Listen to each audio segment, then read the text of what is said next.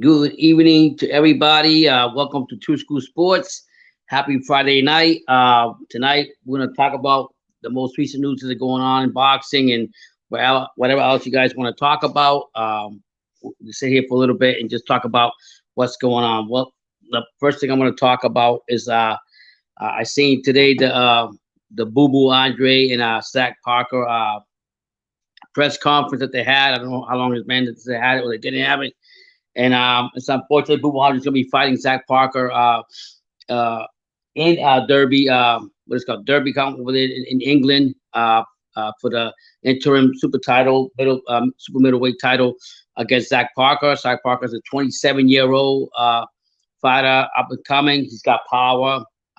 He's big. He's a natural superweight.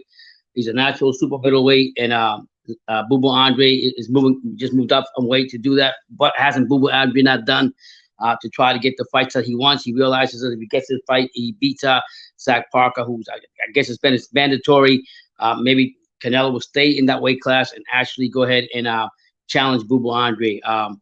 I know about Boo Boo Andre. Zach Parker's a young guy coming in from he's been he's promoted by Frank. Hi, what's up, Jesus? He's promoted by Frank Warren, and Frank Warren basically said that it's going to be a tough fight for Boo Boo Andre, and Zach Parker coming out saying, yeah, I'm going to go for the knockout punch. I got a lot of power. Even his promoter was like selling.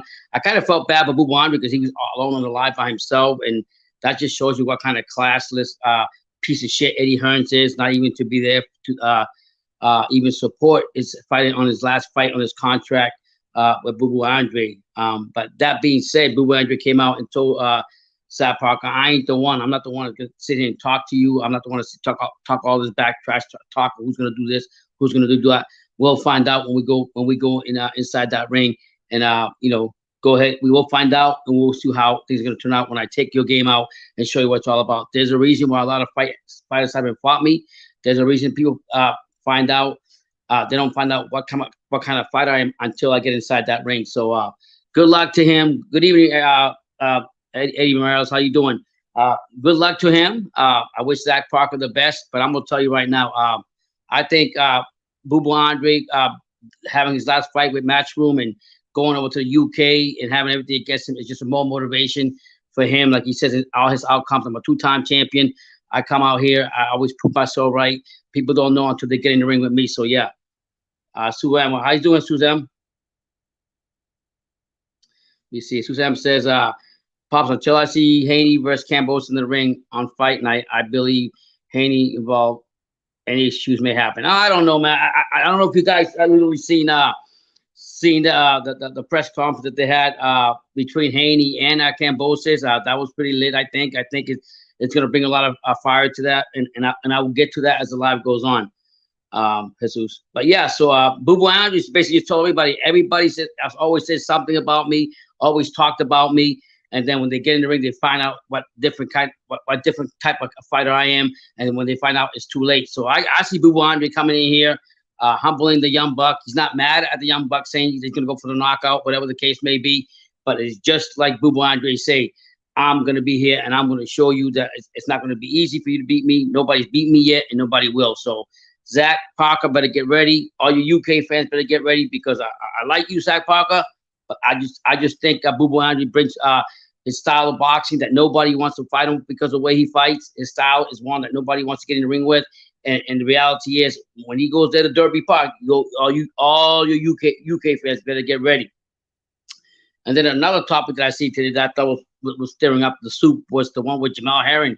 Bomac, the trainer for Bud Crawford, kicked out Jamal Herring from the camp, and I guess Jamal Herring's been training with them for like the longest time, for like the last, I think, 10 years. He's been training with him and Bud Crawford and everything, and it had something to do with Jamal Herring probably signing with MKT, the management company in Europe, or it could be that there probably was a money issue. Whatever the case was, Bomac didn't like it and kicked him out.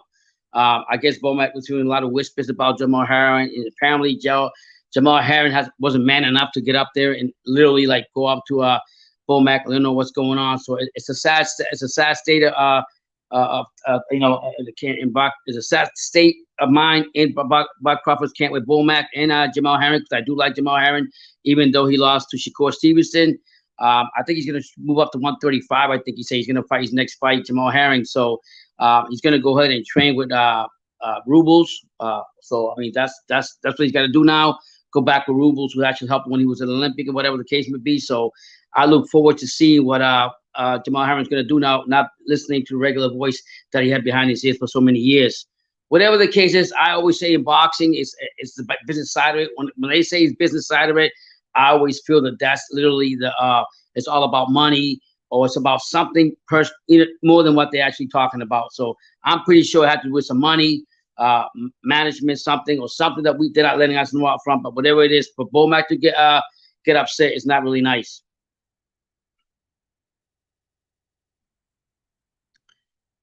Back to this, Pops. Until I see Jesus M says, until I see, also you please hit that like button.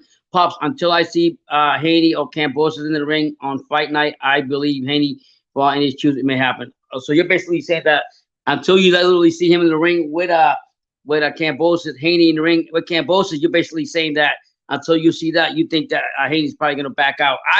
I personally disagree with you. They had Haney and Haney Senior on the press conference they had from Australia with John Kambosis and his promotional company and Lou DiBella and Bob Arum and everything. And what I liked about Haney came out and was talking about Kambosis. Says, look, man, don't call me a fucking kid. I'm not a kid. I'm a man. Give me that respect. I'm a man. You call me a boy, call me whatever you want, but I'm a man, and you're gonna find out on fight night. And I believe that Haney, that what he showed me right there. And I'm not saying that's gonna be, but having that attitude and what he showed me right there, it's gonna show. It's letting me know that Haney is not coming to play games with Kambosis. He's going there to take them belts. And just like Haney Senior said, we only signed once. We signed twice to come here to Australia and give Kambosis an ass whooping. So I think the mentality that I seen from Haney this time around and what I see from the press conference is telling me that Haney's gonna, from what I feel, what I'm gonna see two different things. But if he goes in there with the same attitude the way he was talking last night on the press conference and brings it to Kambosis, then it's gonna be a great fight. It's gonna be a great fight. And like I said, Kambosis is not giving those belts free to Haney. So Haney's done everything possible to get this fight. He looks angry. He looks like he wants to prove that, yeah, you call me a boy, you call me a kid, but I want to let you know when we get in that ring, I'm going to show you who the real man is. So I'm really happy to see that for his attitude from the young buck. I'm ready to see how his dad was talking about him. Like, we're going to come here we're coming to Australia, to Marble Stadium, and we're going to show you guys what we're all about. So good luck to Haney. I'm really excited for him. I'm happy that he's literally like speaking that way, because it's about time. You gotta focus on that, and hopefully you bring the same aggression in the ring. What's up, Brendan White? Yeah, you might be right, Jesus. I mean, right now with his career and everything, even though he's an Olympic or whatever the case may be, yeah, Herring's time is probably done as one of the best. As fighting for titles, and he could be a gatekeeper. But that being said, Herring's got more. He's still got opportunities on what he wants to do and continue being a gatekeeper, because we know what Shakur did to him, and now with this rumbling with the Buck Crawford camp and everything, it doesn't really look good on him and on Bomac. And I'm willing to say it had something to do with money. Bomac said it was because of the MTK management company. I guess Herring been talking back behind the back or something. I don't know. I think it's all about money, if you ask me. What's going on, the gambler? What's new? What's your predictions? Who you got on Boo Boo Andre and Sack Park? I was watching the interview with them today. Who you got in that fight, John Collins? I don't know if anybody knows that. They don't call you the gambler for nothing. Who you got on that fight? Hello, the gambler here. Did you watch Kambosis Haney press? Yeah, I actually watched it, man.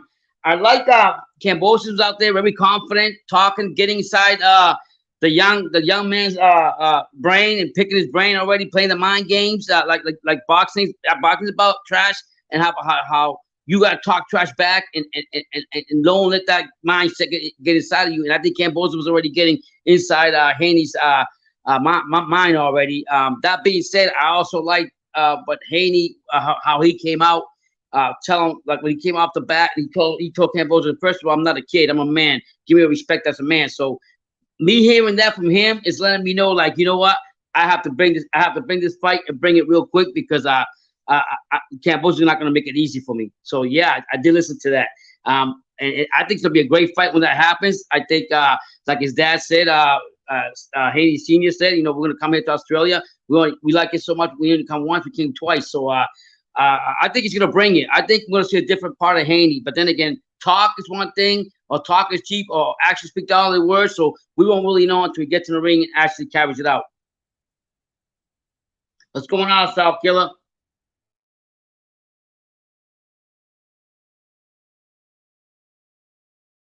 Money in the house. What's going on? Haney gonna take it. Haney's coming for all the belts. Australia, you better watch out, because Haney's coming for all the belts. What's going on? Yeah, it's Haney time. Yeah, you all go follow H Money. Check him out on his channel.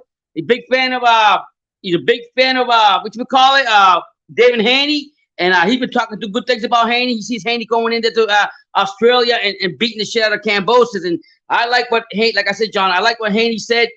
When he came out and said, "I'm not a boy, I'm a man," and if he got that same mentality and that aggression when he gets in that ring, it's gonna be a great fight. See, we got a quick super chat real quick from Southpaw Killer. So you don't want to stop super chat. This got to come out first. Okay, let me play you the things over here. How you guys doing? All you 10 of you, please hit that like button. Appreciate it.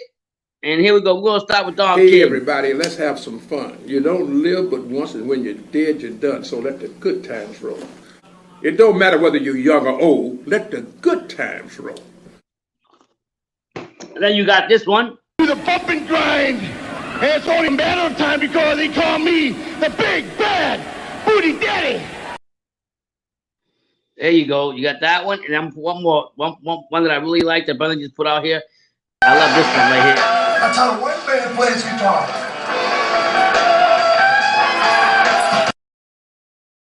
All the music and everything. Yes, sir.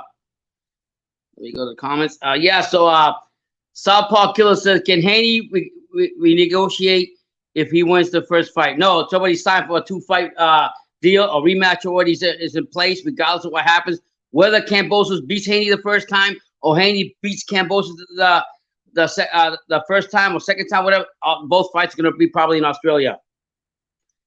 What's going on, H Money, man? Talk to me, H Money. What's going on? You all need to go follow H Money. He's big on Haney. Go check him out. I'm sure you got a live over there talking about all kinds of stuff. So go ahead and check him out because he's big on Haney. So and Haney Senior, and he truly believes that Haney. I think Haney, if he goes in there and being aggressive and don't play that titty tat stuff and he's gonna have to take them belts with Kambosis, or they're not gonna give it to him. John Carlos says, go look back at Haney's other press conferences. His body language is all wrong. He's scared this time. He was a man. He would not have his dad holding his hand, be speaking on his own. Yeah, I mean, I guess what you're saying, but at the you're right what you're saying, John. But at the same time, he is a confident fighter. I mean, he's got his dad there. His dad was there to give him. You might be right, moral support, whatever the case may be. And you heard what you heard what Kambosis told him. Look how your dad's dressed nice in his nice outfit and everything. And Kambosis got in his head and says that you don't even know how to wear any suits yet. So yeah, so you might be right what you're saying, John. I'm not saying not. I'm not saying you're not. But at the same time, I think the way Haney was talking, yeah, and you could say the same thing. He could be nervous. I mean, first he's not going to be in the USA. Second, he's going to be around 53,000 loud Australian fans in Australia, all going for Kambosis. It's not going to be easy for him. He's got to go in there and be a killer and take those belts for Kambosis. He's got to go like when somebody steals your school lunch in school. You got to grab that motherfucking lunch, take it, and eat it in front of his face. The same thing. That's the same mentality that that Haney's got to have. If he doesn't have that, he's done. William Old School says Kambosis is going to get beat down by Haney. I think Haney's going to come. What I liked about last night was I like how Haney came out and literally came out and stopped Kambosis right in his tracks and tell him, don't disrespect me. I'm not a fucking kid. I'm not a fucking boy. You call me a man. You call me. So right now, me hearing that from Haney is showing me his mind is mental thought already. He let Haney know I'm coming and I'm going to show you what's up.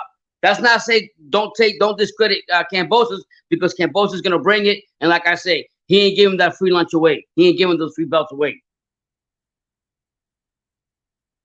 Yeah, Kambosis is doing. What I noticed about Kambosis, he's actually doing a lot more talking, very confident, always smiling. And one thing that I cut up on for the press conference that I want to bring out was he said, "Oh yeah, you know, my first option was Lomachenko. This is Kambosis. My first option, but Lomachenko. Oh, but I wanted you next. I wanted you to be the one to get to fight me because you're a great fighter. Blah blah blah blah blah." And what happened? Haney stopped on his tracks. No, you motherfucker. You did not want me to fight you. You were forced to take this fight. You didn't want to part me before, and you definitely don't want to part me now. So don't sit here in front of your Australia fans and in your press conference and make it sound that you really want to fight the Dream Haney because you really did it. So seeing the type of attitude and behavior that I see from Haney, it tells me and it speaks a lot of volumes. This is not going to be an easy fight for Kambosis. I think that, like I said, Haney's got to go in there and take that fucking lunch out of his hand and eat it in front of him and let him know those belts are mine.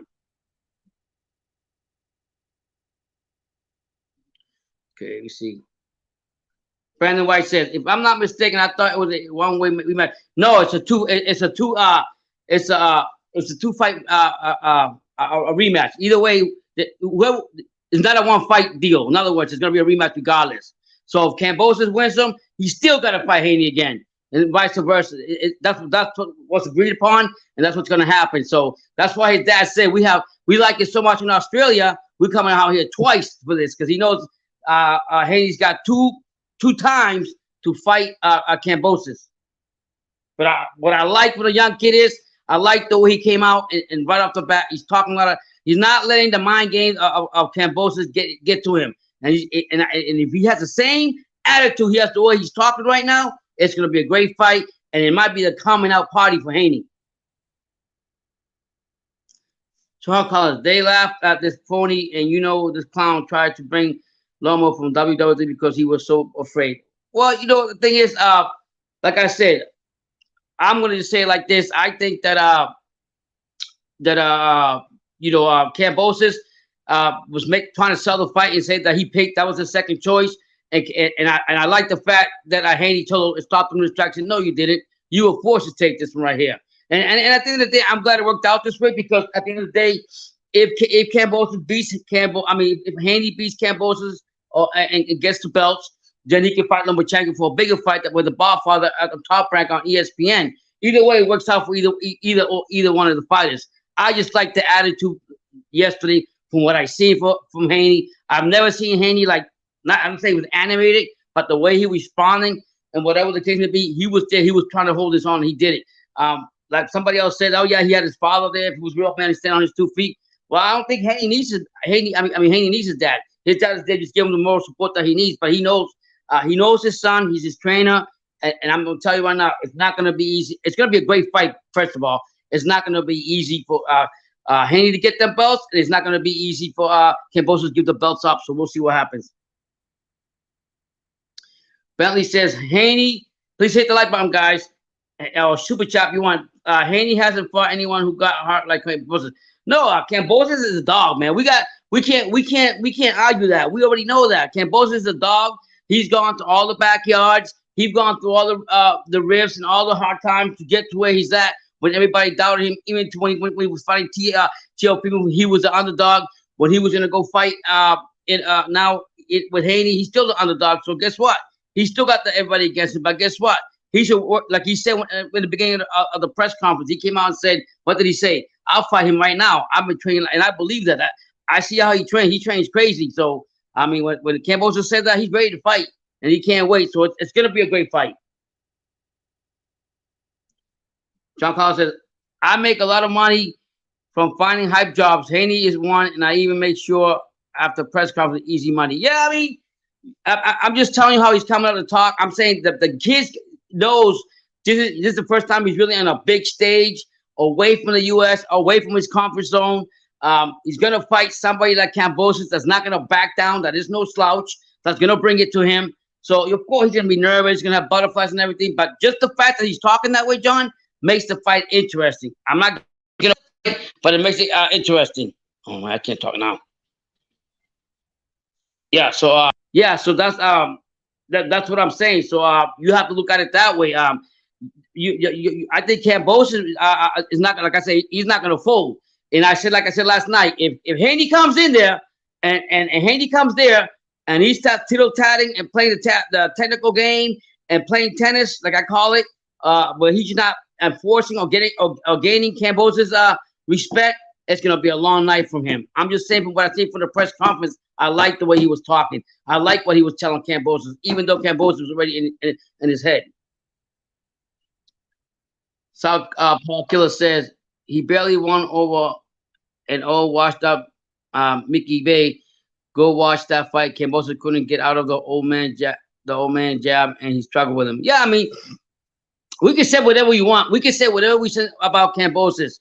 We can say anything about his history. You can say whatever you want. But one thing you can't say today is he's got 3 of the 4 belts with plus the ring belt around his shoulders, and he beat the man that's supposed to be the toughest man, 135 on Teofimo, and he's done it. So it doesn't matter what he did in the past. It doesn't matter. You can discredit Kambosis if you want, but at the end of the day, he went in there and he beat down the killer and Teofimo. No matter how you want to sugarcoat it, no matter how you want to cut it, he went in there and did what he's supposed to do. And mark my word, Kambosis is a tough motherfucker. People don't think so, but it's gonna be a harder fight for I think more for Haney than it is for Kambosis. But that's not saying I don't think Kambosis coming in that break. He's a young, strong kid, and if he really wants it, he's gonna have to take it from the veteran. That's just my thoughts on that. Raw Dog says Kambosis was being kind of a douche during the press conference. Yeah, but I mean, everybody's been saying that since he won the belts, but I can remember far back when Teofimo won the belts. He was talking a lot of shit to everybody. He didn't give a fuck who they were. He was talking shit to everybody about anything and everything. So, of course, George has entitled to do what he wants to do. He's the emperor now. He's the one with all the belts. I'm quite sure if Haney had the belts and Kambosis was the other way around, Haney would be talking some shit. So let's not get it twisted. All the fighters talk their own shit. All the fighters want to say what they want. Let Kambosis enjoy his time just like anybody else. And if Haney doesn't like that, the way he was talking about him and treating him like a douchebag, then that's more ammunition and fire for Haney to go in there on Fight Night and take the belts right away from him and gain the respect of him by knocking him out or doing something devastating to win those belts in front of all the Australians. So all this is just gonna make for a great fight, if you ask me. You know.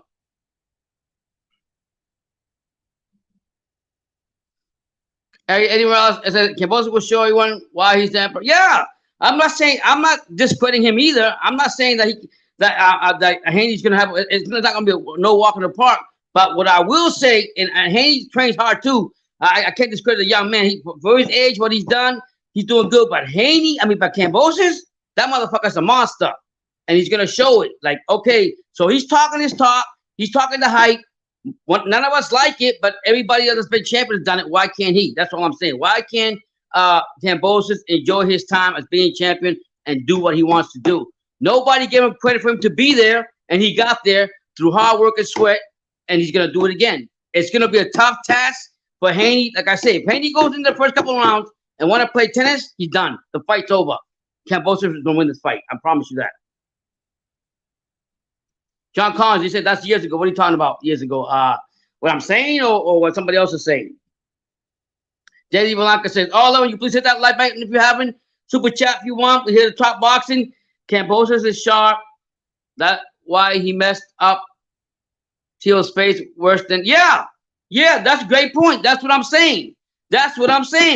Nobody thought that Kambosis was going to go in there and fuck up Teofimo's face like he did. That's just talking real. I mean, everybody in the odds and the odd makers had it. They all had it for Teofimo. You know, a blowout. The underdog was the Australian who nobody knew nothing about. You know what I mean? The only one that believed him was the Australian people, the Greek people. Javier Centeno, his trainer, and Kambosis believed in himself, and he went in there and he fucking did a Picasso. He did a masterpiece on Teofimo, who's supposed to be the best, the top of the top. He beat the shit out of him. So I'm not going to say I wouldn't doubt it if Kambosis goes in there and do the same thing to a young man like Haney. Haney's young, Haney's strong, he's big, he's just as big, if not like Teofimo. So do not discredit the smaller guy like Kambosis because he's still a champion. Give respect, respect is due. Okay, somebody else. Okay, I got a 4.99 super chat. Let me get to that. Then I got back to the comments. Like I said, please hit that like button to support the channel. Thank you for the super chat. Let's see what we got going on here. It's Southpaw Killer. Let me just get this for you first. For super chat comes out, I gotta say this. Okay, let me get this first. You know who Hey everybody, let's have some fun. You don't live but once, and when you're dead, you're done. So let the good times roll. It don't matter whether you're young or old. Let the good times roll. That's right. Let the good times roll. And then you got this one. The famous grind. And it's only a matter of time because they call me the big bad booty daddy. Yeah, and one more. I like this guy right here. And he's coming back. He's actually training with Tyson Fury, a sparring partner for the Dylan White fight. You know who I'm talking about. Here we go. Cinnamon buns, Wonder Bread, Kool-Aid with no motherfucking sugar. Woo! And one more. I have to put another one Friday night. Let's make it the best of it. This man right here, I love this guy right here. You know what I'm talking about. That's how a white man plays guitar.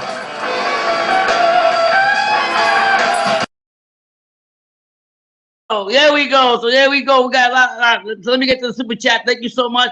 Thank you so much, Southpaw Killer. I really appreciate the $4.99. It's gonna help to support the channel and support Brandon to get more content for the channel. Let's see what he says.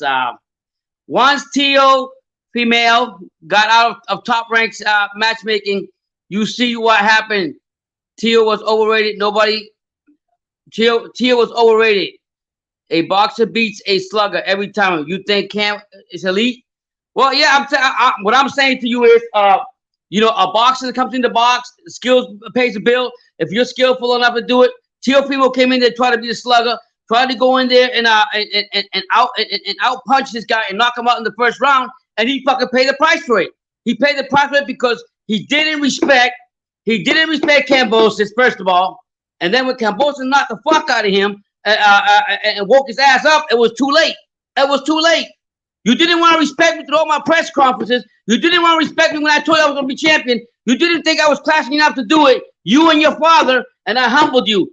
Don't be surprised if this can happen to Haney also. Do not sleep on Kambosis. I'm going to say it again. I'm going to repeat this to the whole live. Haney's got to come in there and take that damn lunch from Kambosis.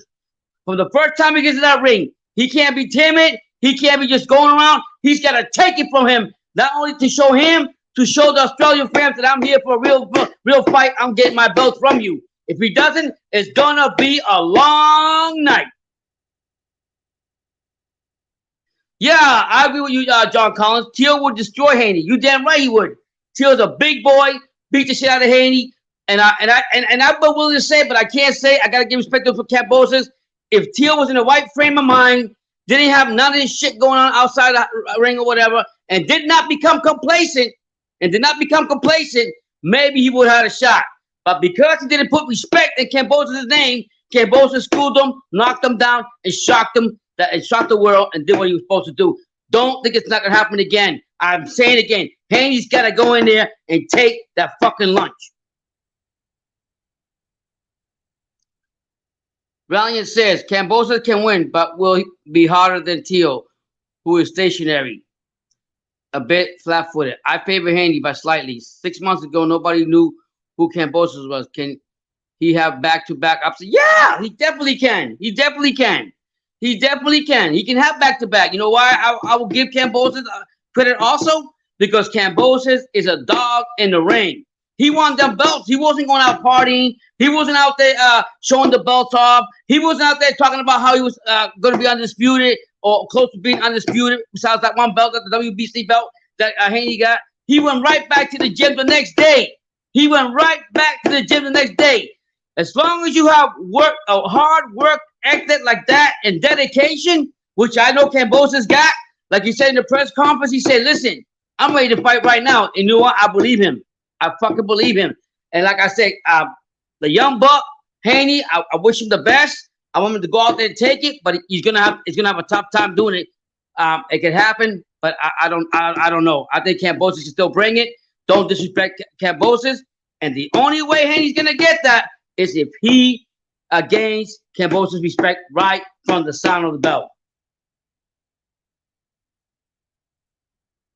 Tom Collins. When Kambosis wins, I give big tip pops. Let's go, champ. Let's go, champ. Let's go, champ. Let's go, champ. Yeah, you're right, man. Listen, John, you're probably right what you're saying. I'm not telling you that Kambosis is not going to beat Haney. I'm not saying that. I'm saying if Haney does not come in there, like I'm saying again, if Haney does not go in his backyard, take his lunch, eat it in front of all the Australians, and say it was real good, and then take his money and go home with the belts, he's going to be in for a long night. And we know he's not under USA lights. We know it's going to be an uncomfort zone. We know it's not going to be easy. But you know what you got to respect about Haney? Haney took the 2 fights in Australia, across the pond. He took it with less money. He didn't care. He just want to make legacy. Give respect to him, too. Put some respect on Young Buck. But as far as getting them belts from Kambosis, it's not going to be easy walking apart.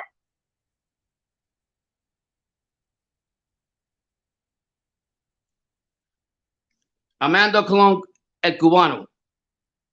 Frank Martin, Royal Venezuela's Pitbull Cruz next lightweight kings. We say who? Frank Martin, Rayo Venezuela, Pitbull Cruz. We'll see. We'll see. I'm not going to say all that. Rayo's still got to show me. Rayo is talented. He's training with Benavides and them, but he's got to show me a lot more.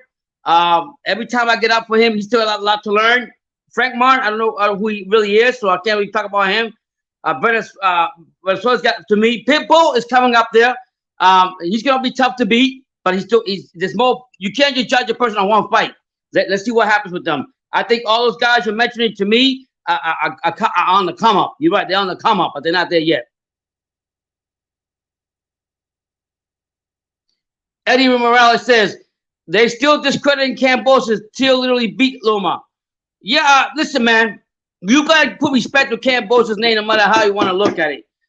What I don't like about Tio, though, he's a fucking sore loser. His dad's a sore loser when it comes to not admitting that, they got the ass beat. And until they don't accept the fact that that they got their ass beat by an Australian underdog, heavy underdog, that he had to do it, he did it from the rough. He did it the hard way. He had to travel all over the fucking world before he even got to where he's at. And then to get there and still be a heavy underdog in New York and put that beating on Teofimo, you can't tell me that Teofimo and his dad really believed that. Oh, it was a scheme by his own, and it was this. No, reality is, if I see Teofimo, because I love him on this channel, or his dad, I will tell him, both of you motherfuckers need to wake up, and you both need to realize that you lost. Accept the loss and move on. It's the only way you can get better.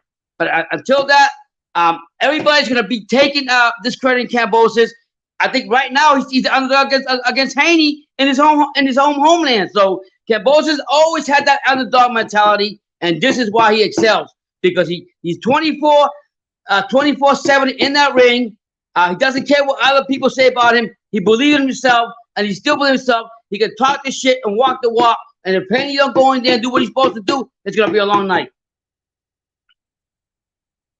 John Collins is telling you Haney has no dog in him. Well, we'll find out. We don't know. We can say that because we can judge him from his fights. And I've always said the same thing, because I've never seen him close a fight. I've never seen him totally dominate a fighter and knock the fuck out of him, or like in a way that when I see him, I'm like, damn. But he's still undefeated. He's undefeated for a reason. He's got his knockouts for a reason, and we still got to give him respect. We can't sleep on him. We can't sleep on him, but we got to give him respect. We know who the champion is right now. We know who got most of the belts. He's going to have to go in there and take those belts practically from all Australia, all the fans, and Kambosis at the same time. Can he handle the pressure? We're going to find out. Haney wouldn't have gone, Eddie Morales says, Haney wouldn't have gone up from that right hand that dropped Kambosis. He would have not gone up from that right hand that dropped. No, probably you're talking about the right hand from that Kambosis gave to Tio. I'm gonna tell you right now. We don't know. We don't know. That's why the fights are made. That's why the fights are made.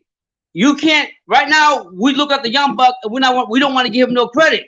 But his record's still 30-0 or whatever it is, and he actually he's called out a lot of fighters too. They just didn't want to make the fights with him. You know what I'm saying? So right now, Haney, everything is timing in boxing. Haney walked into the right time. He came in there right now. Unfortunately, Lomachenko wasn't there to make the fight happen. He stepped in, like Haney says, he was forced. Kambosis was forced to sign that because Kambosis didn't even sign that. From what Haney was saying, Kambosis didn't even sign that until before they went up on the press conference. So that tells you a lot about Kambosis. I know Kambosis is. If you stand Haney and Kambosis together, Haney is a big dog. He's big. He's a big boy. He can barely make 135 now. He's the one you probably move up to 140. But I mean, don't sleep on Kambosis. That's why he's calling himself a Spartan, a warrior, whatever it is. But he's got that confidence. And I always say, as long as you got confidence, no matter what's against you or the whole world, you can overcome anything. And Kambosis has proven it once, and he can possibly do it again. Look at Tyson Fury, another one. Tyson Fury is great heavyweight. He's fighting everything. But you know what I like about Tyson Fury? He's got all the confidence in the world. As long as you have that, you have no problem.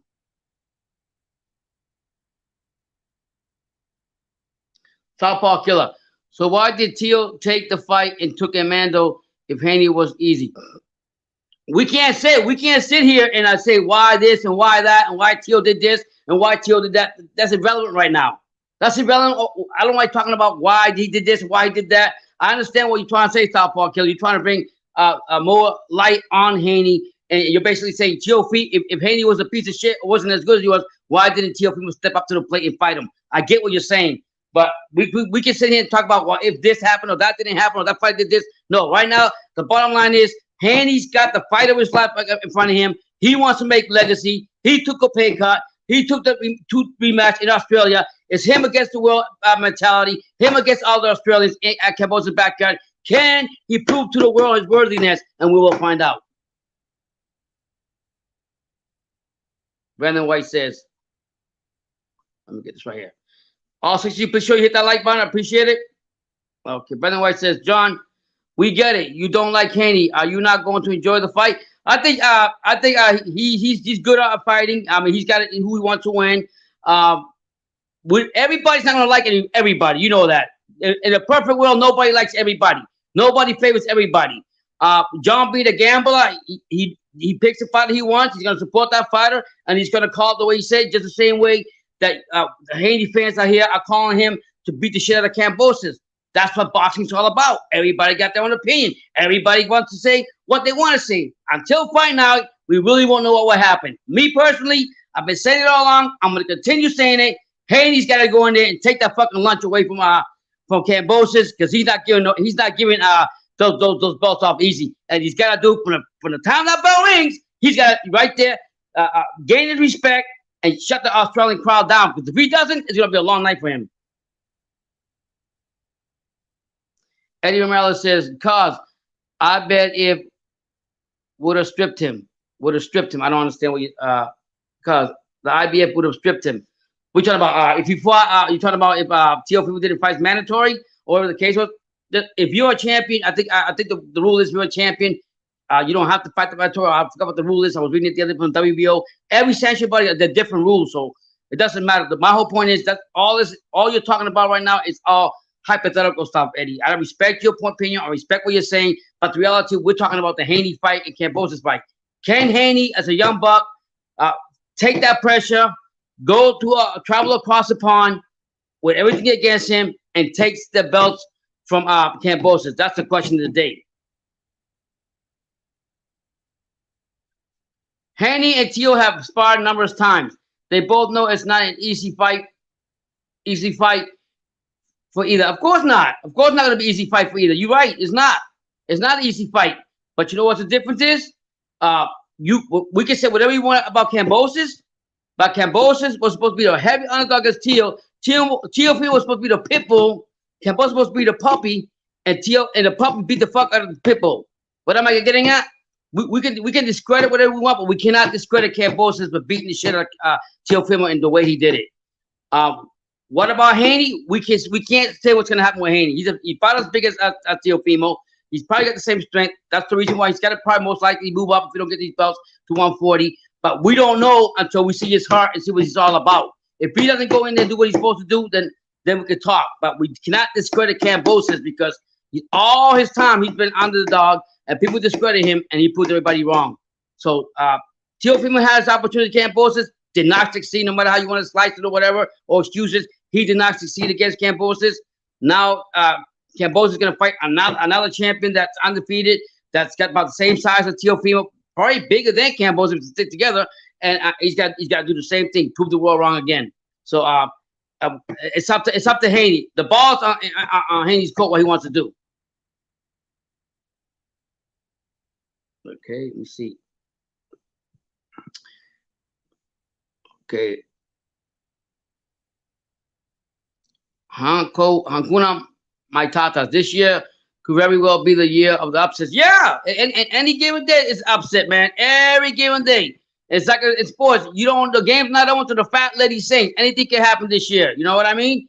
Haney can go in there and take the belts from Kambosis. Kambosis can come back and beat him, take the belts from Haney, and they go back and forth. We don't know. But the only way we're going to know about any kind of fights we talk about, any champions that we think they're great against other champions, is if the fights are made.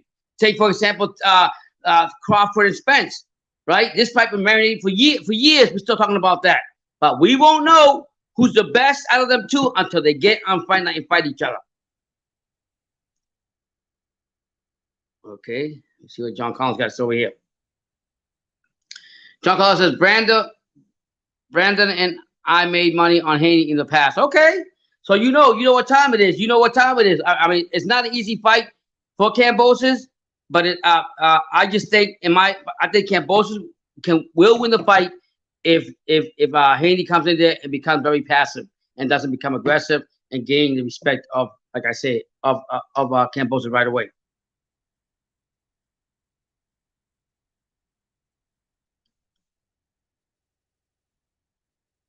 Okay.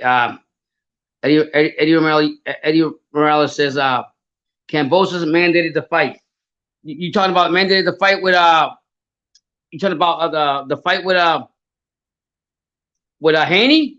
Yeah, he had no other option. I mean, he did have an option. He did say, to his credit, he said, I'm the champion. I could have fought a weaker champ. I could have fought a weaker person, a C level, B level fight. I didn't have to fight champions like Haney or like Lomachenko or so forth and so forth. I did choose who I wanted to fight, and I wanted the best fight here. I want to win or lose. I want to give my fans, I want to give the Australian people the right for them to see a great fight from a great champion. That's what he did.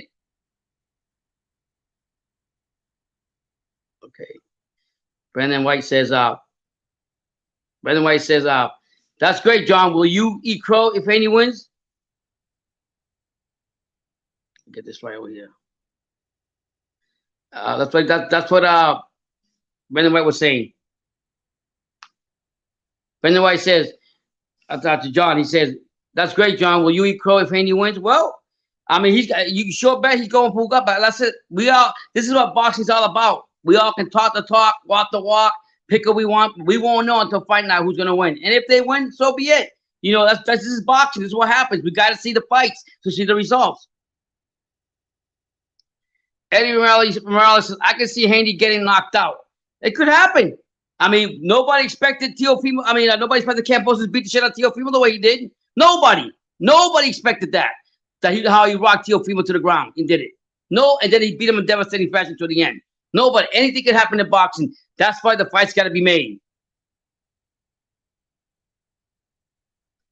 John calls it, I'm not a hater of any fighter. I am a gambler. That's right. So you call your shots who you want. He has his opinion. You have yours. And guess what? On fight night, you guys are going to find out who won the belts. I'm here to just say that if Haney's going to win, for me, in my opinion, if Haney's going to win, he's got to be aggressive. And he's got to go in there right off the bat and gain Kambosis' respect by throwing some hard punch, uppercut, or something to let him know I'm here to fight. This is going to be a fight. You're not going to have an easy walk in the park. It's not more to him. It's not more to him to show Kambosis how serious he is and how much he wants in belts than it is for Kambosis. Because Kambosis already proved it with Teofimo, who was a bigger fighter like him, and he's going to prove it again. Valiant says, unification trumps mandatory. Teo underestimated Kambosis and thought he was easier than Haney. Yeah, you can never underestimate any opponent, and that's just talking real talk. Look at what happened to what was it? B-Hop, little B-Hop, a prime time. He underestimated Hector Garcia. What did Hector Garcia do? Beat the shit out of him. Look at Mikey Garcia when he fought Sal Martin. And congratulations to Martin. He won his other fight yesterday, last night. He won his fight again. Martin went in there and exposed Mikey Garcia. So you can't underestimate nobody at any given time. Because just when you think you can fall asleep on somebody's going to ring your bell, ring your clock, and show you who's going to win. Southpaw Killer. OG, you love that bum. I respect your opinion, Teal. OG, you love that bum. I respect your opinion. Teal is flat-footed, head and on the line, no defense, no jab. I'm telling y'all, if Teal was confident, as y'all may be, he wouldn't have gotten his ass whipped. Yeah, I mean, the thing is, the problem with Teofimo, in my opinion, he became complacent. He got the belts, and for the whole freaking year, him and his dad just talking to everybody like this shit did his thing, that did the takeover and this and that, and through the whole press conference with Kambosis, they were just down belittling Kambosis. What was Kambosis doing? Just staying quiet, not saying nothing, because Kambosis knew underneath his skin and his confidence was going to bring out the light and show people what it's all about. And that's what happened to Teofimo. He talked too much shit. With his dad. To this day, they're still disillusional. They still don't think that it was a setup or some fucking theory. I mean, they're still in cloud nine. He's still in cloud nine from when Kambosis knocked him the fuck out. So until they realize that, they're gonna always have some type of issue with that, and that's just the way it is for Teofimo and him. But as far as Haney just as big as Teofimo. He's very talented, good technician. He knows the range. He knows how to move on the ring. He knows it. I think there's a lot more from Haney that we still haven't seen yet. And maybe this is the fight where we're going to see Haney come out and show everything in his toolbox. Brendan White. John, you sound like one of those toxic fans that discredit one fighter to satisfy another. Well, like I said, Brendan White, you got to look at everything with open mindedness and understand that he's a gambler. He's got his money, Kambosis, so he's always going to talk good shit about Kambosis. He said that before he did it with he pulled for Haney, so he knows about Haney. This is all talk and just going back and forth and try. We can't see it and hate on him because that's his own opinion. We just gotta wait for the fight, and then after that, it just be more shit talking. That's all.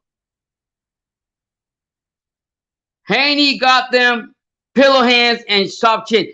I'll tell you about that, man. That's one of the biggest things I have about Haney, and I've been telling my son for years. And I love Haney. I love his dad. I've said that about Haney. Haney, for me, he doesn't show me that like the hungry to go in there. He's a big guy. He's a technical fighter. And again, not all fights are gonna be knockouts. So I have to understand that. He's a very technician. He's very good. What he's got a lot of tools. But I'm gonna tell you right now, whether he has pillow hands, whether he has a soft chin, he better not sleep on Kambosis, and he better take Kambosis' soul away in the beginning. Take his soul away in the beginning and show him that he means business, or it's gonna be a long night for Haney. John calls it Eddie spot the way I think. Oh, Eddie said, yeah, Eddie, okay.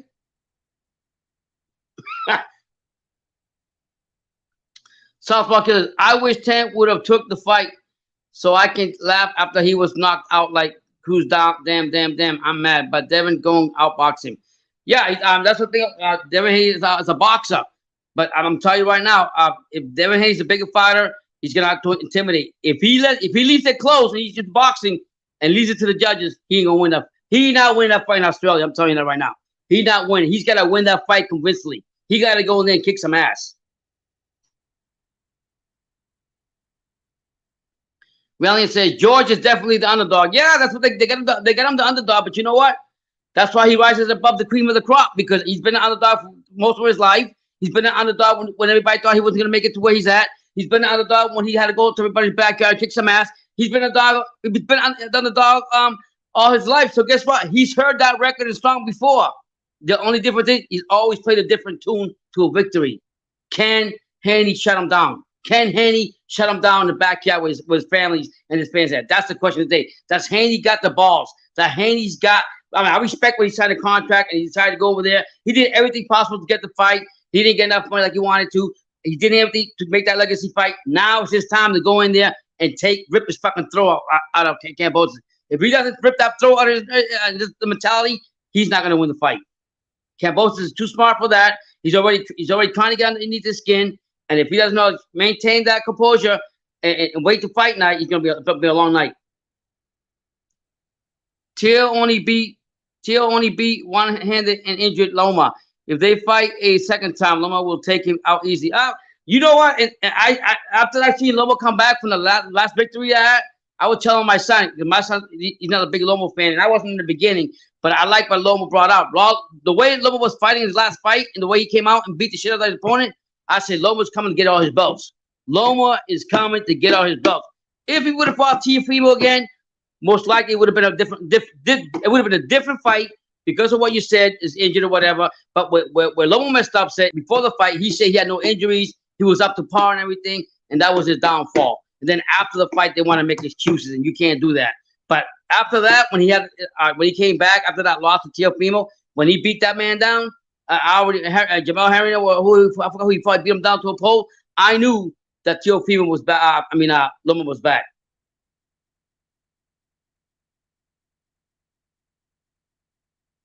Eddie, you didn't even think Kambosis to beat Teo. Now you're pretending to have known about him all along. Nah, man, you know what I can say? That's why the fight's got to be made, you know. Teofimo was a heavy favorite. We all know that. But Kambosis is coming. Haney's got to take the bottom line. Haney's got to rip his throat out and eat his lunch in front of him. Southpaw, John Collins, you might be mad because he said he can't. Nah, I'm not going to go into that stuff. I don't want to go into that. Eddie Morales said he didn't want to stop Gamboa, and soon he tried to stop Linares. He got hurt. You know what? Like I said, we can go back and forth on this, and, with Teofimo, with Haney, what this happened. That at the end of the day doesn't mean shit. The fight is right. What's going to happen is the fight that's going to happen with Kambosis and Haney. That's what's going to count. Not what happened in the past. Not what we think is going to happen. What it should have happened. Isn't that? It's going to take place. The fight when we see it.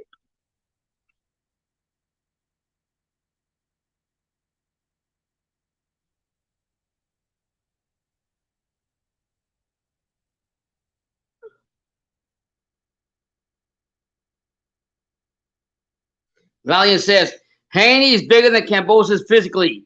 I've only seen one Kambosis fight. Yeah, I mean, Haney's big, man. I'm telling you, about as big as Teofimo. He's a big dog. He's having trouble to make that weight, 135. That's why I say, if you don't get these belts this time around, or these opportunities, you're not going to get him again. He's going to have to move up because he's so big. He's getting bigger. It's hard to make that weight. He's here to make legacy, and we're gonna have to find out. But I won't just. He's a lot bigger than Kambosis, but so was Teofimo. And look what Kambosis did to Teofimo. So I'm gonna after I've seen what he did to Teofimo, I'm not gonna sit back and discredit Kambosis at all. I'm just saying Haney's got to go in there and take it. Like I'm telling you, he's got to rip his throat out, take his soul out. He's got to go in there from the beginning and say, I'm here to take your belts. And he's got to gain respect right away. If he doesn't, he's gonna have a long night with the crowd behind him, and Kambosis is gonna walk right through him. Eddie Romero says Haney couldn't stop Chini Linares and Chini Gamboa. You're right, but I'll say like this. You're right, but at the same time, this is a different set of circumstances. What I mean by that is the stakes are more higher now. I mean, right now, Haney's got to come in here and say, I don't know what his dad got to work on him, whatever he got to do. He got to go in there and say, listen, I got to. Yeah, thank you. Thank you. Thank you. And Haney's got to go in there and take the belt. Beat him down and do it like conventionally. That's what I'm saying. The stakes are a lot higher right now. He's got to go in there and do it. If he don't do that, it's going to be a long night for him. I keep saying it in the live, and I'm going to keep saying it again. If he starts out with a belt and he starts titty-tatting and playing around, but up a paddle ball with Kambosis, he's done. He's done. He's got to go in there, take the fucking crowd out, take the crowd out of the stadium, gain Kambosis respect by giving him the heavy punches or something to wake up Kambosis, let him know, hey, I'm here to fight. He's got to take the crowd out and he's got to. I'm telling you, he's got to take that soul and rip his throat out right off the bat. If we don't do that, then he can't say that he that he didn't have opportunity. Haney can't break an egg. Come on, man, guys. Gotta get some credit. He got some knockouts, guys. Come on, man. Valiant says, Eddie, who else can Kambosis stop? I don't know who he stopped, but I know he beat Teofimo. He beat the best of the 135 that people thought was unbeatable, and he did that. So I expect the same. I can't sleep on Kambosis. You can't sleep on him. He got 3 of the 4 belts, but plus the Ring Magazine belt. You got to put respect on that. It's up to Haney to go in there and take them. It's up to Haney to go in there and take them belts. It's up to Haney to take the crowd out the damn fucking crowd out of the boxing, out of the noise. It's up to Haney to dominate that fight. It's up to Haney to dictate the fight.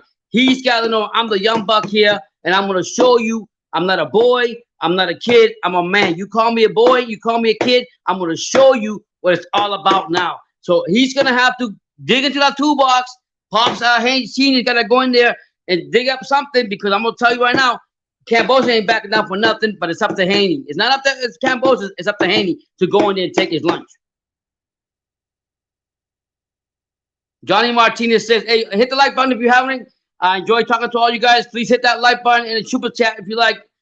Haney is going to become honey. Oh, shit. He said Haney can become honey. Oh, shit. So you're saying basically that you're basically saying that you're not even give Haney a chance. I will give Haney a chance, because Haney, as smart as he is, he did everything possible to get this fight. And I know how it is. Well, it's like a kid that wants to play baseball and looks at his idol and wants that chance to play that major leagues or make the NBA. You want to get that goal. You want to get there, and you finally got the chance to get it, and you want to prove people wrong. This is Haney's time to show the world I'm a motherfucker 135. I've been saying it since I got here. Nobody believed me. I'm coming here to Kambosis' backyard, and I'm going to take all them belts. I'm going to shut up all the Aussies, and I'm going to take all the belts. That's got to be Kambosis' like I said, Kambosis' mentality from the time the bell rings. On the other hand, Kambosis is going to say, you young buck, you good, you're undefeated, but you haven't faced a fighter like me. You haven't fought an Australian fighter who's always been a motherfucking underdog, but I've always become on top of the mountain. I've always climbed the mountain to the top. And that's why I can talk my shit now. And that's why I can do what I got to do. And I ain't going to back out. And I'm not going to sleep on that. That fucking thing. Yeah, and that's how it goes. You got to understand that. Oh, man. Fucking thing. Oh, anytime I do something.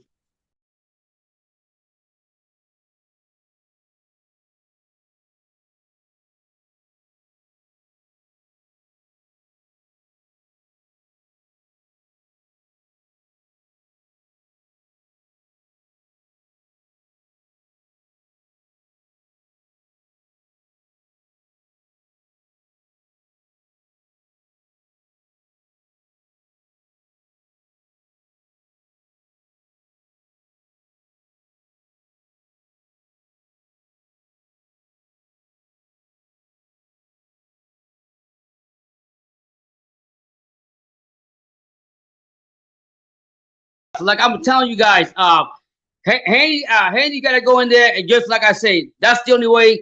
Like I was saying, when your dreams are there in front of you, and you want to make this a legacy fight, and you want your dreams to become undisputed, and you got to go get it. Nobody's gonna give it to you. You got to go out there and go get it. So his mentality better be like really, really, really strong, or he's gonna have a long, long time.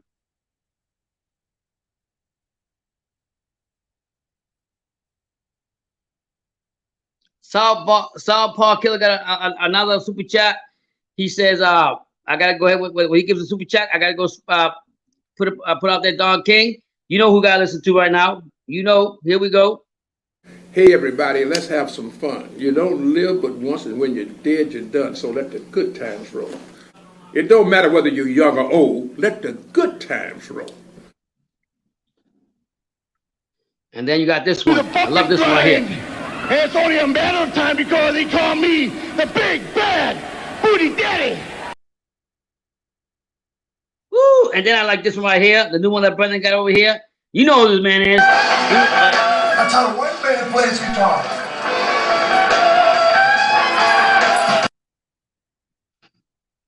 Here we go.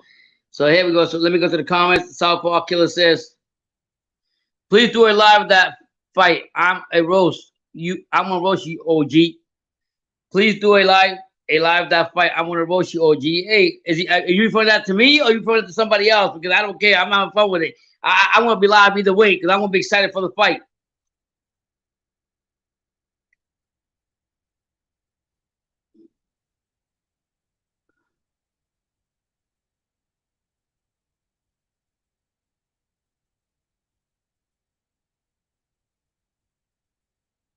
Eddie said he schooled Lee Selby. He schooled Lee Selby. It was Selby's home turf OFC. They're gonna try to favor Selby in the cards. I don't know what you guys are talking about. I missed that. South Park is the only thing Haney has to worry about is getting robbed in Australia, and it's all the reason why Kambosis wanted a fighter with a less record. It's a blueprint to beat him, none on Devin. Listen, man, at the end of the day, Devin's got to go in there, and I'm gonna say it again. And if I get to talk to his dad, senior, or my son runs into him, or he's watching this live, he's got to go in there and take his soul. He's got to rip that throat out of his mouth. He's got to take that lunch, eat it in front of him, and in front of all Australian fans. He's got to take the crowd out, and what better way than going in there from the time the bell rings and get that respect from Kambosis right away.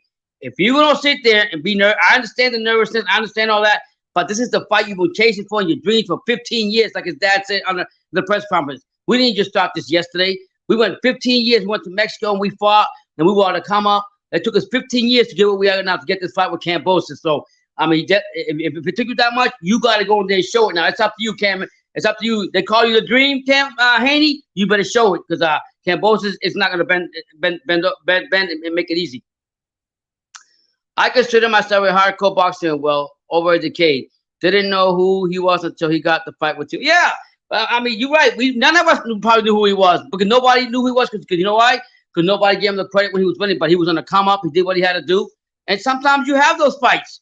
Like I said, look at what happened to Martin. Martin who beat Mikey Garcia. He just won yesterday again. Nobody expected Sal Martin to beat Mikey Garcia. Yeah, to all this credit, Mikey Garcia was a piece of, but was not as good as he was when he fought, and he got exposed. But if he didn't fight, he wouldn't know. Hector Garcia, who beat Primetime B-Hop. You know what I'm talking about, right? He didn't do shit to him.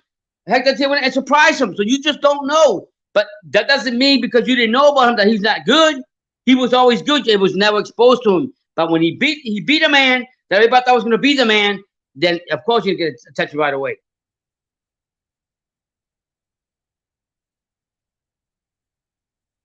Southpaw Killer says, that same bull where was Kambosis going to make this type of money? Aaron said, if it ain't Haney, he's not putting up the money for Kambosis. Easy opponent, so he was forced. Well, he was forced, and also to Bob Aaron's credit, the Bob father of Top Rank, he was actually looking forward. This little fight was supposed to be Lomachenko. Lomachenko couldn't go, God bless him, because he's at the war. We understand all that. But Bob the father was smart. He said, "Okay, Kambosis, Kambosis, you don't have a network for the fight. We'll make the fight with SPM. We'll make David Haney go ahead, sign, agree on it. We'll have the fight on a different network. For even if Haney doesn't want it, he's going to have to take it. And in the long run, it's going to pay out for the Barfather the Top Rank. You know why? Because after this fight, whoever wins this fight, whatever 2 matches or whatever, Lomachenko, when he comes back, will have opportunity. He'll have opportunity to fight Lomachenko, and that's going to be even a better fight." Johnny Martinez says, Kambosis is very dangerous right now. He's still hungry and underdog. Look out. Yeah, and I've been saying that for the longest time. Kambosis has been an underdog most of his life. He doesn't give a fuck. He doesn't give two shits if he's an underdog with the betting odds in Australia. He wanted to bring the fights and give thanks and give honor to his Greek fans and his Australian fans at home. Said, thank you guys. I love you so much. I appreciate you guys so much. I know for the last how many years you guys didn't see me because I was out across the pond trying to make this happen. Now I made it, and I'm so grateful for your support. Because of your support, I am where I'm at, and now it's basically saying I'm thank you, Australia, thank you, Greece, for supporting me, even when nobody else believed in me. That's what it comes down to. Valiant says he dominated Teofimo, but the judges gave Kambosis a split decision win. No, boy, who dominated Teofimo? What we talking about? Kambosis beat the fuck out of Teofimo. Simple as that. Teofimo got complacent. Didn't think he thought he was gonna be. If you watch the press conference, the Friday before the fight, you would have sworn his dad, Teofimo Senior, and Teofimo, just bashing Kambosis. Oh, you wait and see my son gonna beat the shit out of you. My son gonna fuck you up. My son is gonna show you tomorrow. Oh, next week you gonna see it this Saturday. All that talk me shit. Talk is cheap. Action. This what happened. Kambosis shut his fucking mouth and did his talking with his fist, and you gotta respect him for that. Like I said, Teofimo Senior, I love you guys, and Fimo, you know we love you here in South Florida, but I'm gonna call it the way I see it. Both of you guys are still fucking disillusional. You're not awake. You still think that you guys lost that fight. That was a theory. It was no theory. You disrespected Kambosis, and he put respect back in his name by kicking your ass all over the ring. John Collins says, Kambosis is very dangerous right now. He's still hungry and underdog. Look out. Yeah, I'm telling you, that guy's mentality, though, he's an old school fighter. You got to give him credit for that. He's an old school fighter who spends 24/7 in the gym, sweat in, sweat out. That's all he thinks about. If you think Kambosis is going to be like Santa Claus and tell Haney, Merry Christmas, here's my belt, you guys are dreaming. You guys are dreaming. Kambosis ain't no motherfucking Santa Claus. He ain't giving shit free. You have to go get it. Southpaw Killer. Kambosis has been lying the whole time trying to fight Lemo with no belt intended instead of going to front Peter. Who does that? You're right. You're absolutely right. And you know who called him out on that? You know who called him out on that? And that's why I like his mentality going into this fight so far. Devin Haney called him out on that. David told him two things I liked about David Haney. He said, don't call me a boy and don't call me a kid. He said, I am a man. And you're going to find out when you get in the ring that I'm a real man. And then he also told him, don't sit here, because it's true. Kambosis was saying, oh, yeah, I picked my second choice. It was either two of them. It was either Lomachenko or him. And I picked this fight. And Haney said, you didn't pick this fight. You were forced into this fight. You didn't want to fight me before. You were forced to take this fight. So I like what Haney said to Kambosis. It's going to be a war, guys.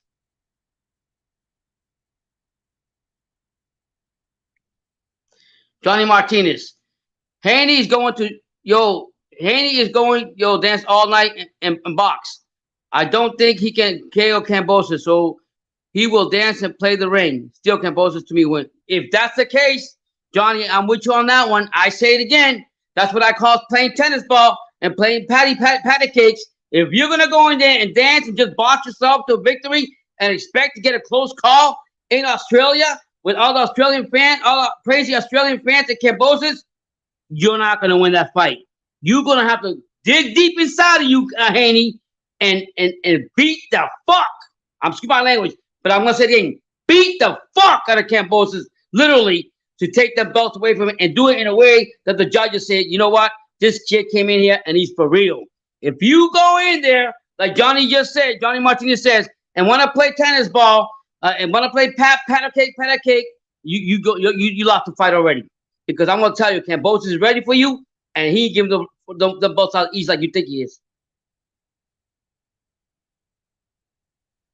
And yes, you're right, Johnny Martinez. I totally agree with this point right here.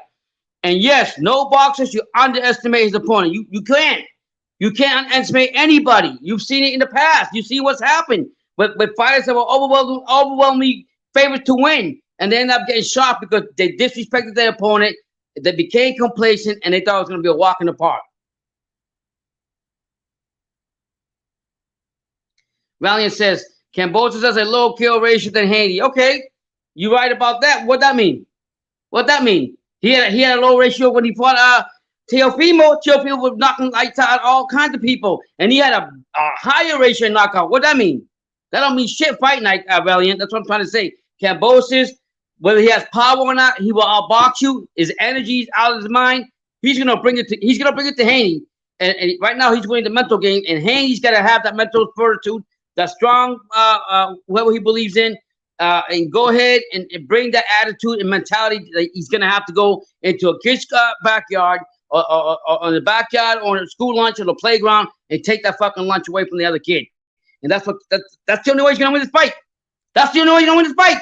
If he leaves that fight to play, like I said, if he leaves this fight just to take it easy and play and how you doing, what's going on, buddy, and we'll leave it to the judges, he might as well never show up to the flight to go up to Australia. He might as well just stay home and cash it in. He might as well even show up. But you have an opportunity in front of you, Haney, an opportunity of your lifetime that you say you've been wanting. After 15 years, your dad said the same thing. It's time for you to prove it.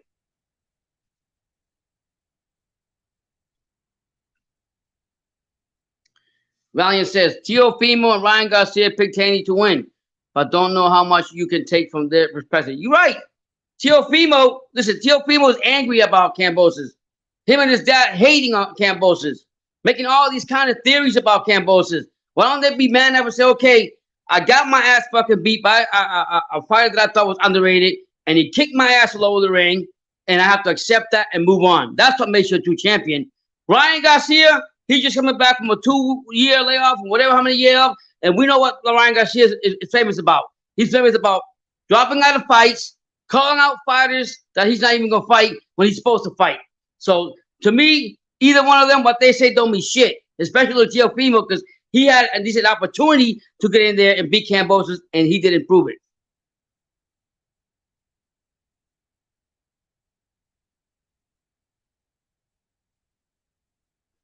That's who I'm saying, Pops. Do trainers like Joe Goosen pump up their boxers by saying Ryan Garcia may never lose? What I like about one thing that I'll say about Joe Goosen, and he's trained Michael Nunn. I think he had Riddick Bowe. I think he had the Corrales brothers. He's had some champions back in the day. So one thing that I like, and I know when I used to coach baseball or taught any kid anything, I would always do repetitions, and I will always keep the same basic fundamentals and keep doing repetitions. In the case of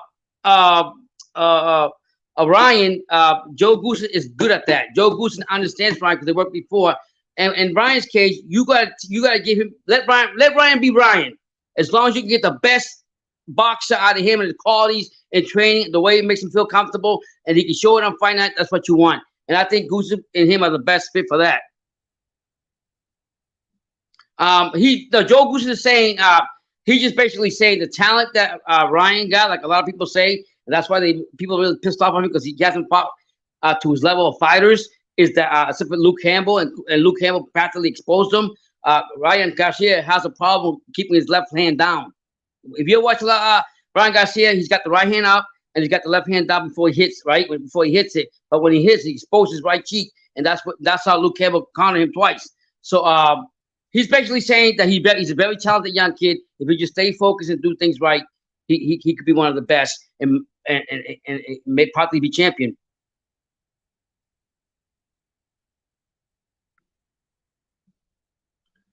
Johnny Martinez, what's going on, man? I was talking to you earlier. It's good to see you. I just got to your comment. Yabba said, people focus on size of the fighters, but if we look at Roberto Duran, fights, he was undersized most of the time, but his style of fighting always kept him in fights. That's true. That's so true. You're right about that. His style is what kept him. Styles will win fights or lose fights. It's not the size of it. And it's a good point you brought that out. If you watch the live that Bubba Andre had with Zach Parker, the whole press conference from the UK side, Frank Warren was saying, "Oh, he's a big fighter. He's an actual super middleweight fighter. He's big and strong, and this is a real super middleweight. The same one of those is coming up or whatever from other weights to get up here like you're doing." And you know what Boo Andrew said is that? He said the same damn thing you just said. He said styles make fights. It doesn't matter how big or how strong you are. It's how the style you fight and how you can take the strength from the other fighter and take it to your advantage. So what you're saying right there is very true, Gavin. And Boo Andrew said it today on the Zach Parker fight. He said, "Don't think because he's big he's gonna beat me. We don't win fights. It's by styles." Valiant says, "What the hell is this? I don't know. Valiant says, I don't know. I don't understand this thing right here. I'm not a gambler, so I don't understand that. But whatever the case may be, I guess Haney is the favorite. But you know what? That don't mean shit. Like I said, Kambosis has been always underdog, and he's gonna prove again why he's still champion. Raw dog. If you don't stare at her chichis, it's an insult. I don't know what you're talking about, but God bless you, raw dog. John Collins says Kambosis height is 5'9", 5'9.5", Handy 5'8". They have some reach. Kambosis is a little tall. Wow, I didn't even know that. He might be a bit taller. I think Haney's a little stronger, more built, more stockier. But I mean, that doesn't mean nothing because we look at Teofimo. He was just as big as Haney, and Kambosis brought him down.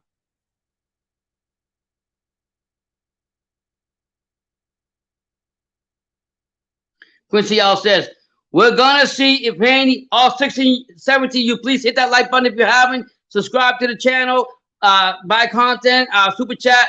Great to have you here on Friday night. We're going to see if Haney got the dog in him in this fight. We sure going to know Cam got it. Yeah, we're gonna find out. We're going to find out. This is going to really be Kambosis. I mean, not Kambosis. Haney been calling all the 135 pounders for a long time. He wanted to get big fights, didn't get the big fights. Now he's actually got a fight that he's been doing for over 15 years, like his dad said, to get to come up, to actually have a chance to make his legacy and beating a champion like Kambosis in his backyard. And if you can do it twice, the better. But we're gonna find out if Haney really got the dog in him. Me personally, Quincy, I've been saying this whole life. I'm gonna continue saying this whole life. He's gonna have to go in there and rough up Kambosis right from the get-go. He can't go in there and play tennis, or he's gonna lose this fight. So we'll find out how much of a dog that Haney really got in him. Enrique Luna, what's up, man? Haney better be throwing chingazos. That's right. You're right, man. Enrique Luna, he better either be throwing them, man. He better be throwing them hard punches because, you can't discredit Kambosis. Kambosis been in there with a lot of fighters. Teofimo was supposed to beat him down, and he put a beating on Teofimo. He beat his ass. So Haney better wake up, go watch a replay of that fight, what Kambosis did to Teofimo, because if he don't wake up and sleep, if he don't watch out what he's doing, it's going to be the same outcome, the same record, just a different tune on a different fighter. John Collins. Brandon, you don't know me. I'm not interested. Okay. We'll move on that, yeah. Pop, send him on and beat Say Felix, who is on a losing streak. Really, come on. Yeah, hey, man, listen, man. Sandeman was an underdog when he fought Mikey Garcia. And he was supposed to be probably an underdog in this fight, and he beat this guy. You got to call it what you call it, man. It is what it is. That Mikey Garcia win, that Mikey Garcia win did everything for Martin. It boosted up his confidence, and it gave him belief in himself.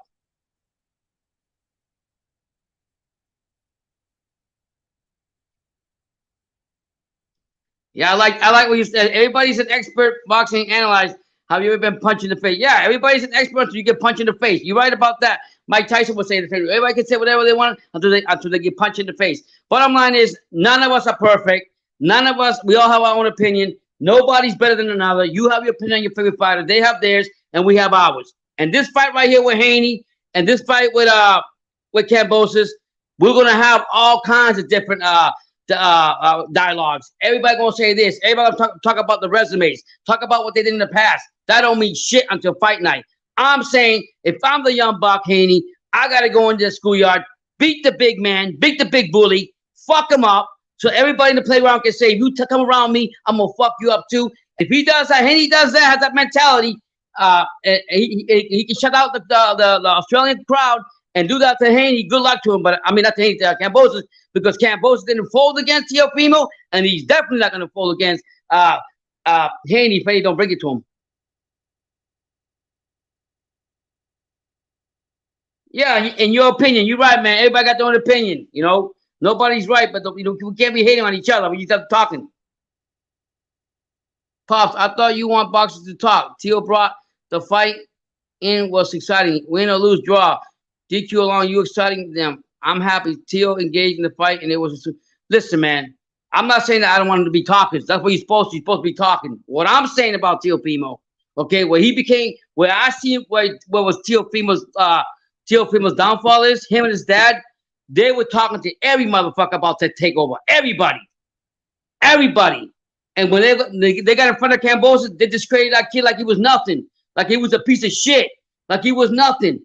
And then before the fight, they was basically saying, "Oh yeah, wait till the fight. We're gonna show you what my son's gonna do. My son's gonna do. Your son didn't do shit. He got humbled by a true Australian who put the time in." So yeah, there's a time to talk trash in the press conferences. There's a time to talk trash, but there's also time to put your time in the gym and work out and get your skills up until fight day, until fight night. And that's what I'm getting at with Teofimo. They didn't do that the whole time. After he got his belt, all he fucking did the whole time was talk. That's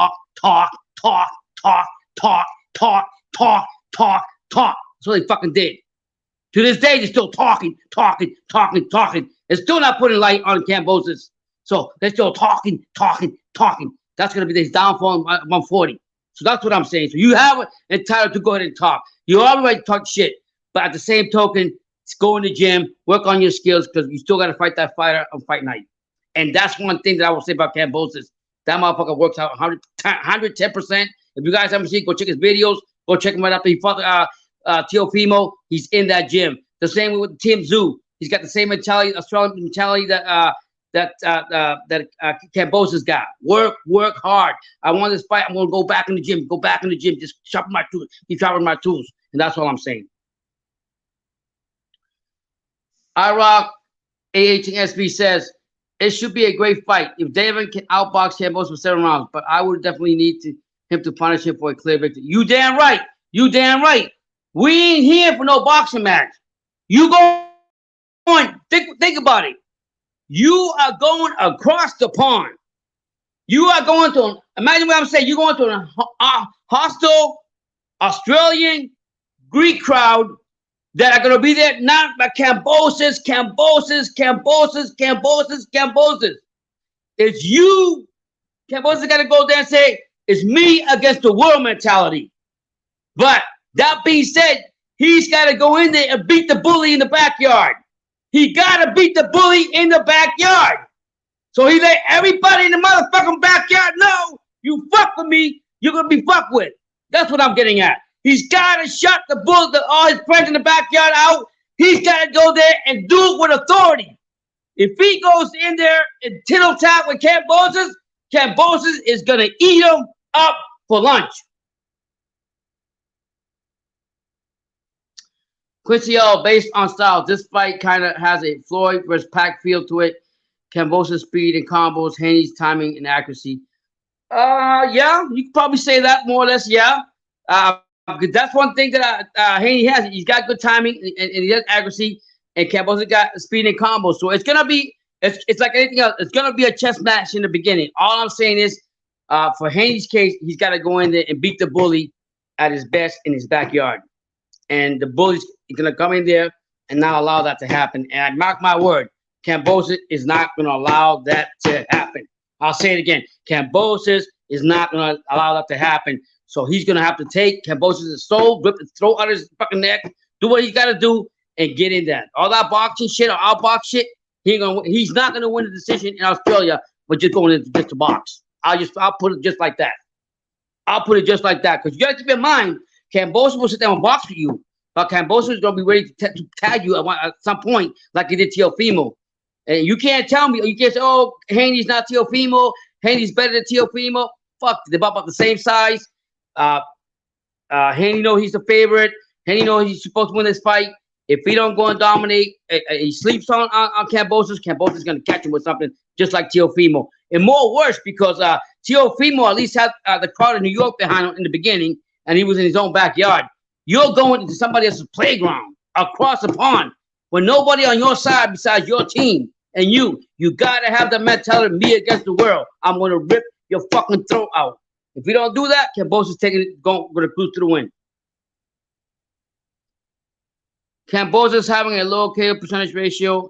Valiant said Kambosis having a low KO percentage ratio and less KO means it's going 12. This fight will go 12 rounds. Haney probably needs 8 rounds to win a split decision. 7 rounds to draw a fight. I'm telling you right now, I don't care if it's knocked out, no knockdown or nothing. If it's gonna go like that, if it's Valiant, the way you're saying it, it's gonna go like that. You might as well just go when you see Haney before he's walking in the ring, take the WC belt and just give it to Kambosis. I'm telling you that right now. I don't care if there's no knockouts. I don't care if it goes 12 or whatever. If you leave it in a judge's decision, if you're leaving this to the judge's decisions, when you come across the pond to get these belts, you might have to just give the WBC belt over to Kambosis and fuck the fight. Simple as that.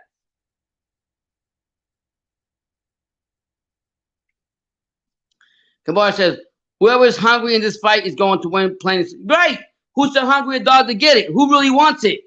To me, in my point, I think that for Haney's sake, like his dad said, they had 15 years on the come up in Mexico. They've been through all this. They've been waiting for this moment for them to get the fight. He got to be the one. He got to go get it. Kambosis don't gonna do shit. Kambosis got three of the belts, plus the Ring Magazine belt. You need to take that from him.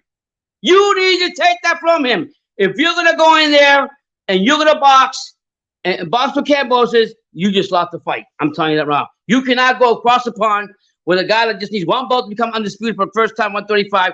With a guy, here I'm trying to tell you, with a guy like Kambosis has always been the underdog, still the underdog in his own house behind his backyard, still the underdog behind his house in his own backyard. He's still the underdog, and he's still gonna prove to the casinos and everybody else that, hey, I'm a live dog. I'm the best in the world. If you think he's going to sit back there and make this easy for for Haney, he got another thing coming. What's up, Ace99? Big ups, Pop. Salute to you too, man. Hit that like button if you haven't. All you guys, please hit that like button. If you can't super chat, comment down below. That's what we're here talking boxing. And hit that like button. That's just as good. That Spence versus Ugas fight should be held somewhere neutral, not in Texas. Yeah, but the bottom line, money talks, bullshit walks. Spence sells good at the Cowboy Stadium. He's a big fan, support there. So as far as for the promoters and everything works out for Spence. I was watching Spence working out yesterday. I don't know if you guys check Instagram. He's really caught up and focused, man. He looks good. The only thing that I discredit for Spence is, I mean, he's all that, this and that. But I hate when he says he's got a bigger fish to fry. He did say one thing that I like what he said last night was he says, I'm gonna focus on beating Ugas, because once I beat Ugas, then I can go after Crawford.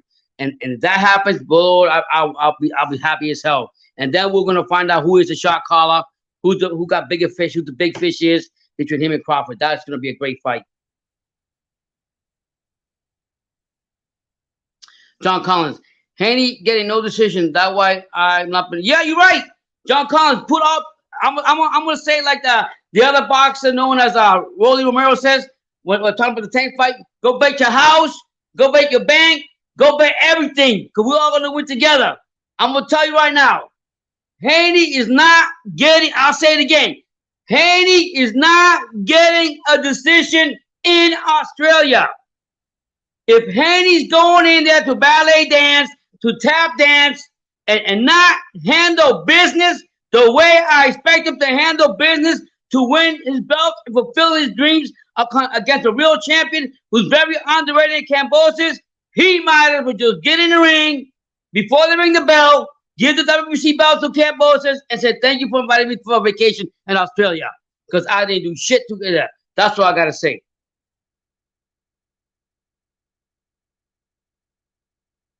No, it's okay, Johnny. I'm not mad at you. I know you're directed at me. I know what you're talking about. I respect you. I'm just saying, like, people, I just wait for the fight to come, because a lot of times, me myself, I think I know everything about boxing. I don't know shit about boxing, but that's what makes boxing very interesting. So I respect you, man. Respect your opinion.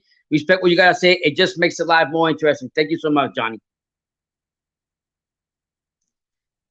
John, who you got on that one, John Collins? Spence and Ugas. I'm going to tell you right now. Spence looked good. I ain't going to lie. He looked good in his workouts. He looked very focused. That motherfucker's ripped. And he came out and said, I got to focus on Ugas so I can get to Crawford. Please, Spence, beat Ugas to get to Crawford. But that being said, I'm not going to sleep on Ugas, because Ugas also beat a legend in Manny Pacquiao. And Manny Pacquiao fought all kinds of styles. And he couldn't get inside that Ugas defense. And that's what I'm saying. So I slightly still favor Spence to win the fight, but it's not going to be another walk in the park. I'll tell you that. And the reason I want to see Spence win even more so now, I want him to fight Crawford. I want to see who is the true the top king of the division. Johnny Martinez says Kambosis by decision or KO, but he wins. You damn right, Johnny. I'm 100% with you on that one. I'm 100% with you on that one because if I'm telling you right now, if Kambosis does not go in there and he starts boxing and he don't try outbox him and try to do something out of the ordinary to dominate Kambosis, he's gonna get fried up by Kambosis. He ain't gonna win the fight there. I'm telling you that right now. He ain't gonna win that one. And if he don't win the first one, he ain't gonna win the second one. It's all a mind game. I didn't realize how many. Quincy L says I didn't realize how many Kambosis haters in Haney Sports there were. They are trashing Cam in the comment section. Listen, man. What you gotta understand when you always been the underdog and you had to fight many years. Like Kambosis says, I had to take my wife. I had to travel with my pregnant wife, all my kids. I lost money on a lot of things, and you struggle. And you always been the underdog. Even now, more so, even the underdog, even in your home country. That's kind of fucked up. But you know what? All that just gives more fuel. Gives more fuel to Kambosis, the Australian, to go in there and fuck up Haney and prove the world wrong again. He was a heavy underdog against Teofimo, and look what he did to Teofimo. Don't think he can't do the same thing twice against Haney. That's why I'm trying to say, if Haney don't go in there and rip his throat out in the beginning and grab him by his neck and let him know I'm here to fight, he might have lost the fight. If he gonna go in there and titty-tat and want to box with him and thinks he's gonna get a decision in Australia with 53,000 Australian fans and Greece fans, you out of your damn mind. Ace 99X says Spence will duck Crawford even if he beats Ugas. It's funny you say that because my son keeps telling me that. He says that he still feels that even if Spence beats Ugas, that he's gonna fight Keith one time Thurman, that he will never fight Crawford. I know you got a point there. That's the food. That's like a food for thought that we need to chew on because literally we don't know. If he's just talking and not really doing it, and let's say he does beat Ugas and he doesn't fight Crawford afterwards, I lost all respect for Spence. If Spence after he beats Ugas, if he beats Ugas, does not fight Crawford after that, I lost all respect for Spence. Yeah, but I agree with you, Pops. Haney cannot win this on the scorecard. No, he can't, man. He can't. I mean, you are the favorite to win the fight. Okay, that's good. That's a buying thing, whatever. But you got to prove it to the champion. You got to go in there with a mentality. When the time that bell rings, you go in there and want to knock out the lights. You want to shut Kambosis' lights out, like right away, and let the fans know, like, you know what? I'm the real deal here. I'm going to show you what I'm all about. Just like he was talking, when he told him, I'm not a boy, I'm not a kid, call me a man. If he got that mentality and he goes in there and does that and actually carries through with that, he's not going to win a decision in Australia. I don't care how many times they fight there. Not against Kambosis, no way. I'm leaning toward, John Collins says, I'm leaning towards Ugas, but Spence will have the judges. Yeah, I like Ugas a lot, man, because everybody thought remember Ugas in the beginning, lost a couple of fights. Nobody thought he was going to come back and to come up, and he got a couple big fights, and he won, and then he finally got a chance, and then look where he's at right now because he believed himself, did it. Ugas beat a legend. That's why I keep saying. My son said, "No, you can't say Pacquiao is Spence." No, I can't say that. But what I can say about Pacquiao, he fought every kind of style, and he couldn't even get into a stiff, slow-footed Ugas with a Cuban defense. But he couldn't get in there. What made you think that Spence is going to walk him down and do that? That's what I'm saying.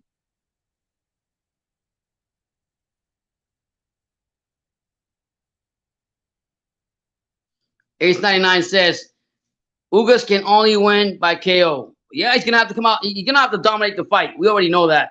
But just like John Collins said, the judge is going to be on Spence's side in Texas, whatever. But he's going to have to come out convincingly again. But like I say, his defense, I think it's a great defense. I know Pacquiao is not Spence, and Spence is bigger than Pacquiao, a lot stronger than Pacquiao. But if a legend like Manny Pacquiao could not get inside on Ugas, what made you think Spence going to walk him down? Eddie Morales, you got to understand that they're always gonna trash Kambosis no matter what. But you know what? It doesn't matter. He's got the belts. He got three of the belts plus the Ring Magazine belt. He don't even know to answer questions to nobody. He did what he had to do. He beat the fuck out of Tio. You can hate me or you can like me, but I'm still here. I'm still a champion. You gotta come take these belts from me. If I had to go through hell to get where I'm at, I want to make sure all my opponents go through hell the same way I did. Shout out to Australia. Quinton L says, please hit that like button if you guys haven't. I really appreciate it. Hit that like button. Please hit that like button. I really appreciate it. Super chat if you want. It's BT's content. Quincy L says, Bud vs. Spence ain't a close fight. Bud will make Spence look like an amateur. Too many tools in the toolbox. Spence will not know what to do. I agree 100%. I'm not saying it's gonna be a close fight. I'm a big Crawford fan. I've liked Crawford from the get-go. I only pick not bet it, but went against Crawford one time. I'm gonna do that again. Crawford's got a dog in him. What I like about Crawford, he's a great finisher. I'm not saying that Spence is not strong. I'm not saying he can't do this, but I have to agree with what you're saying, Quincy. In the toolbox, you gotta give the edge to Bud Crawford, and there's a reason I say again why nobody wants to fight him. Johnny Martinez, that's right, man. I'm just trying to keep it real. I'm not perfect. You're not perfect, but this is what we talk about boxing. Eddie Morales says he ain't winning on the scorecards, and he isn't knocking out Kambosis. He couldn't kill 37-year-old Morales and 45-year-old Kambosis. Yeah, you're right what you're saying, Eddie. I truly agree what you're saying, but I'm also going to say the stakes are higher now, man. The stakes are higher now. Right now, you're going to get pushed to the limit. This is something you've been dreaming about for 15 years. You got the opportunity in your life you're a young guy, you're in your prime, you got everything to do. You got the opportunity in your life to make that legacy you want. You think that's not going to be enough motivation for Haney? I don't know. That's why we have to see the fight. You know what I mean? We can talk, like I said, you're right. You said we can talk about what he did to Linares, what he did to Broke Horse and Gamboa, but that doesn't mean nothing until fight now. I'm saying the only way that Haney wins this fight is if he takes the crowd out and he's got to win it in devastating fashion. Oh, he's not winning decision. He ain't winning no decision in Australia, not once or not twice. Now, if he really valued all those 15 years of traveling, 15 years of training with his dad to get to make his legacy fight that he really wants, and now he's got it, and he doesn't. It's like showing up to the big dance, but then you get on a dance floor and you can't dance. What kind of shit is that? You show up to the big dance, right? Get into the big dance, but you can't dance on the dance floor. Come on, man. I'm with you on that one, John Carlos. I think Bud Crawford is a beast.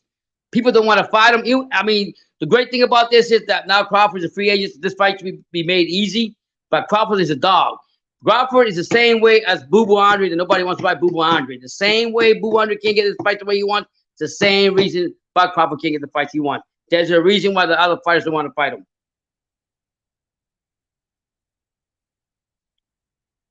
John Carlos says, Bud is a dog. Would not like to meet him down in dark alley. No, I wouldn't either, man. He seems so nice and everything, and he's all laid back and this and that. But that man from Nebraska, man, way out there. And you would think Nebraska, like Nebraska, what's out there, man? They're probably about as soft as the damn potatoes that grow up in the field. But let me tell you something. That man right there, T-Buddy, ain't no joke, man. You get in that ring with him and you push him to the limit, he's going to come out. He's one of the best finishers in boxing, straight up. Eddie Morales says, facts, Bud by KO. Yeah, Bud's going to, but to me, I think Bud would school Spence. Serious as that. Spence haters don't, Bud haters don't like, Crawford haters don't like that. But I don't care what Spence brings into the ring, he is not going to beat Bud Crawford. One assessor says, I love Bud Crawford. I'll name my son after him. I believe in him. He can't beat Demetrius Andre. Why not? Why not? Hager was 160 and it was 147. Well, yeah, but I'm saying you're talking about the different weight classes, the weight class and stuff. Yeah, that's a different era. But what Crawford got, Crawford is a beast. If Crawford, you want Crawford to go up to 160, but Demetrius Andre is at 168 now. You know, Demetrius trying to get that Canelo fight. You know, he was trying to get his respect. But if that ever happened, that'd be great. But I don't see that ever happening at all. I don't think Crawford's going to go up to all the way to 168. To be honest with you, and that just means you know, talking it real, that I don't think it's going to be that easy. I expect Crawford to come in there, and everybody wants to fight with Spence, and I think Spence hinted to it that if he beats Ugas, then he's going to go after that Crawford fight, and why not have it now? Everybody still wants to see it. It'd be a great fight for boxing, and we'll see what happens. Excuse me for a minute.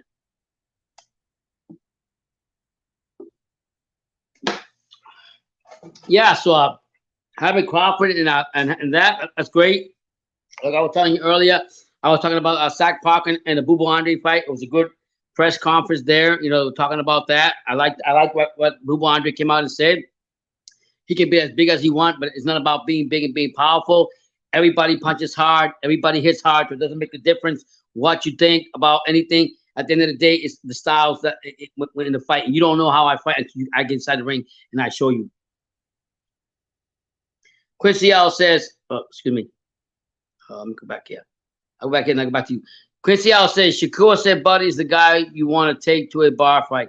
I bet so. You know what I like about Terrence Crawford? You would never see him. You would never see him go crazy. He's laid back. He jokes around. He doesn't get mad about nothing. But you go ahead and cross Bud Crawford. Go ahead and cross him. You're going to see the real deal. Yeah.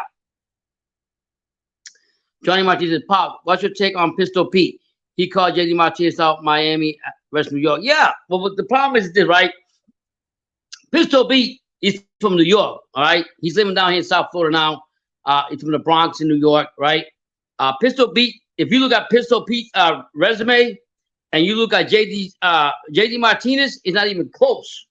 It's not even close to Pistol Pete.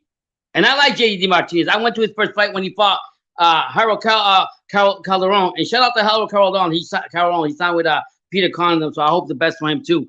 That's another fighter. Harold Calderon talk about this is my Miami. This is my city.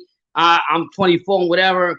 But when Pistol Pete came up and confronted him, Harold didn't come back and say shit. Harold acted like, I don't know you. I don't know who he is. Blah, blah, blah, blah, blah. But guess what? You signed with Peter Khan now, Harold. You signed with Peter Khan. Make that fight happen with Pistol Pete. We'll see what's going to happen. I love both of you guys. I support my South Florida fighters. But when you sit there and you talk, this is my city. This is my shit. This is my town. And you can't sit up there and fight the top of the top, cream of the crop. Or anybody to call you out, I can't sit here and just let you have local fights. But now you're with Peter Khan, Harold. Good luck to you. But J.D. Martinez is a decent fighter. I seen when he fought Harold Calderon here in Miami with my son. But Harold Calderon beat him up, and he's Puerto Rican. I like him. I'm Puerto Rican too. But I mean, I like him. He's done good outside boxing. He's got his Christmas tree business outside Miami. He's very oriented with business oriented and everything. He's very successful for him. But he can't sit there and call out Pistol Pete with no disrespect to Martinez. Pistol Pete will beat the shit out of J.D. Martinez, and he will beat the shit out of Harold Calderon. You can bet. I'll bet on that. And no disrespect to Martinez, no disrespect to Harold. I'm just calling it the way I see it. And Pistol Pete don't be talking a lot of shit. Pistol Pete don't talk a lot of shit. But when you want to sit there and you want to talk out shit and you want to show off, and Harold Calderon was up there in Tampa, and somebody questioned about something. Oh, Tampa is my city, Miami, this and that. Talk is good. Action in the ring speaks louder. You're 24-0-0, whoever you fought. I don't think I don't even think that they trump what Pistol Pete has done in his resume. Pistol Pete sparred top of the top.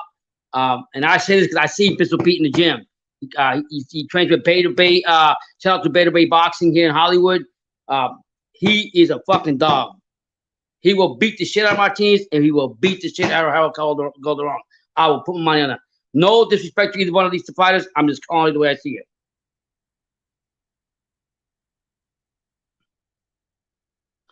Eddie Morales says Crawford versus Charlo is better. Oh, man. When he said that, when he said he want to go up to 154, I would love to see that because I like Jamal Charlo a few weeks back when they were talking about Crawford, and he was trying to tell.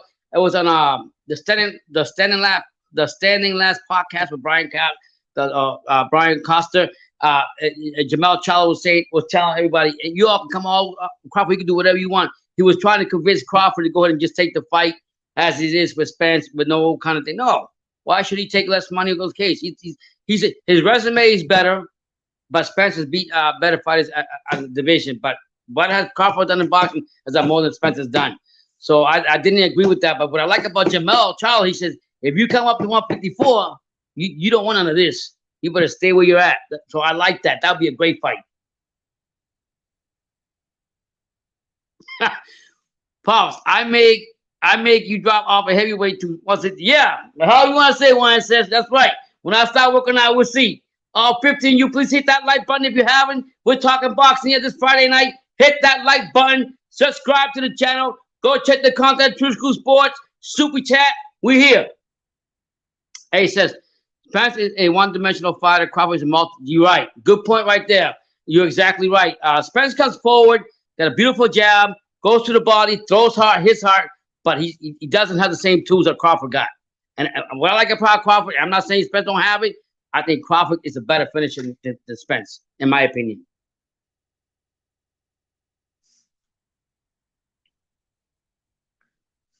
Calderon didn't come true in their contract. Listen, man, he's got. I'm just gonna put it like this, Johnny Martinez, or if it's you, JD Martinez, or whoever it is. I love you all and everything, but I'm gonna just put it like this. I ain't worried about what happened about that contract or nothing. Calderon is signed with Peter Kahn right now. Okay, he's here in South Florida. He's at Peter Kahn's also the manager, I think, to Kambosis and so forth and so forth. So that fight can still happen now. There's no excuse that fight can happen. So I don't want to hear about this didn't happen past, or this contract didn't happen, or the bad wasn't right. Well, guess what? He's signed with Peter Kahn now. Peter Kahn's a good manager. My son knows him very well. They're very good friends. We know Harry Centennial. We know I know everything about it. So there's no excuse now because the Calderon I say he doesn't want to fight with Pete. There is no fucking excuse. Then if you can beat Pete, then he can say this is my city. But I'm gonna tell you, I'm not disrespecting Harold Calderon. He ain't beating Pistol Pete. I'm sorry, not him and not JD. I'm gonna put my money on that. Not disrespecting. I'm just telling you how I see it. John Collins, great fights on this month. Let's go Fury. Yeah, Fury's gonna wipe. Hey John, you already know Fury's gonna wipe the floor with Dylan White. He gonna wipe the floor with him. He gonna make men's meat out of him. White don't even know what's coming to him. I mean, what I didn't like about White and what I didn't like about Eddie Hearn, they both were very unprofessional because White got everything he wanted in his damn contract. He got paid all the money in the world what he wanted, and he still couldn't come back to the press conference and make it be something and face Fury. So he's in to get his ass beat. What's up, cool guy? Welcome to True School Sports. Friday night, talking boxing. Anything you want to talk about, I'm here. Hit that like button. Subscribe to True School Sports. Check out for his content. He's back in Las Vegas. And just having you guys here makes me the night real good. Thank you so much.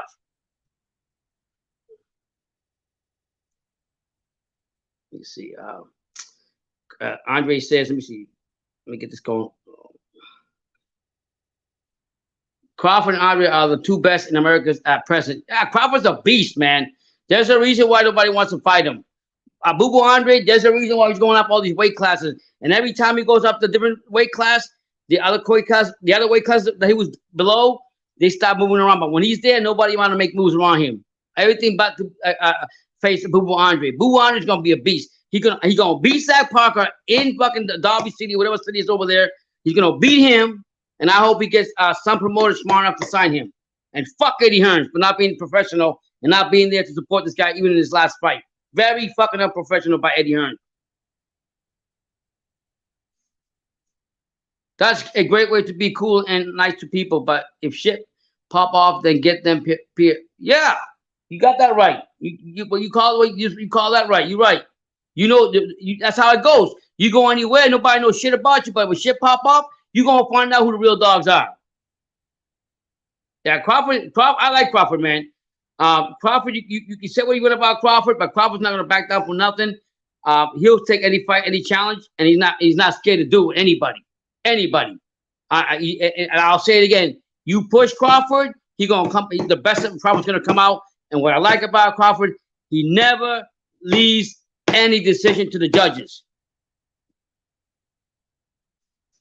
Eddie Romero, Pistol P is a badass nickname. Should I check him out? Yeah, check him out. Check him out on the channel. Check him out. Go check out the interviews that BT's had with him. He sparred with a lot of high-level fighters and stuff.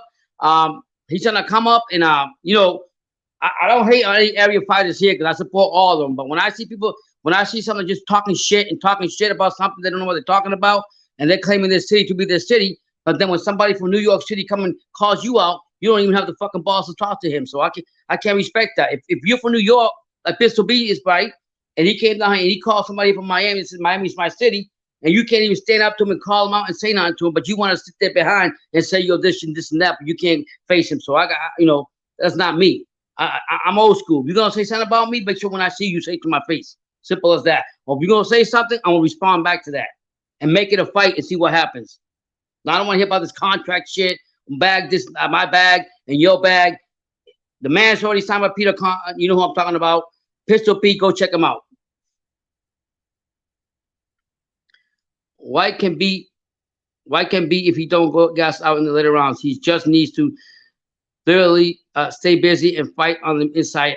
Yeah, he's got to fight on the inside, and he's got to his advantage will be the first couple of rounds. I'll tell you that. And Fury just got to be worried about his left hand, the over left he got. If we can worry about that and move around and make him tired, then the fight's going to be Fury's.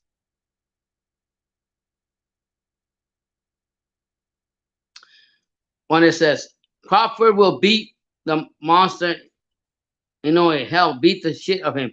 He ain't no little boy. I love Crawford. I got a tattoo of him being undisputed. I love Crawford. He beat bitch slap people in the street. Listen, you make me laugh. Crawford and Boo Boo are the same.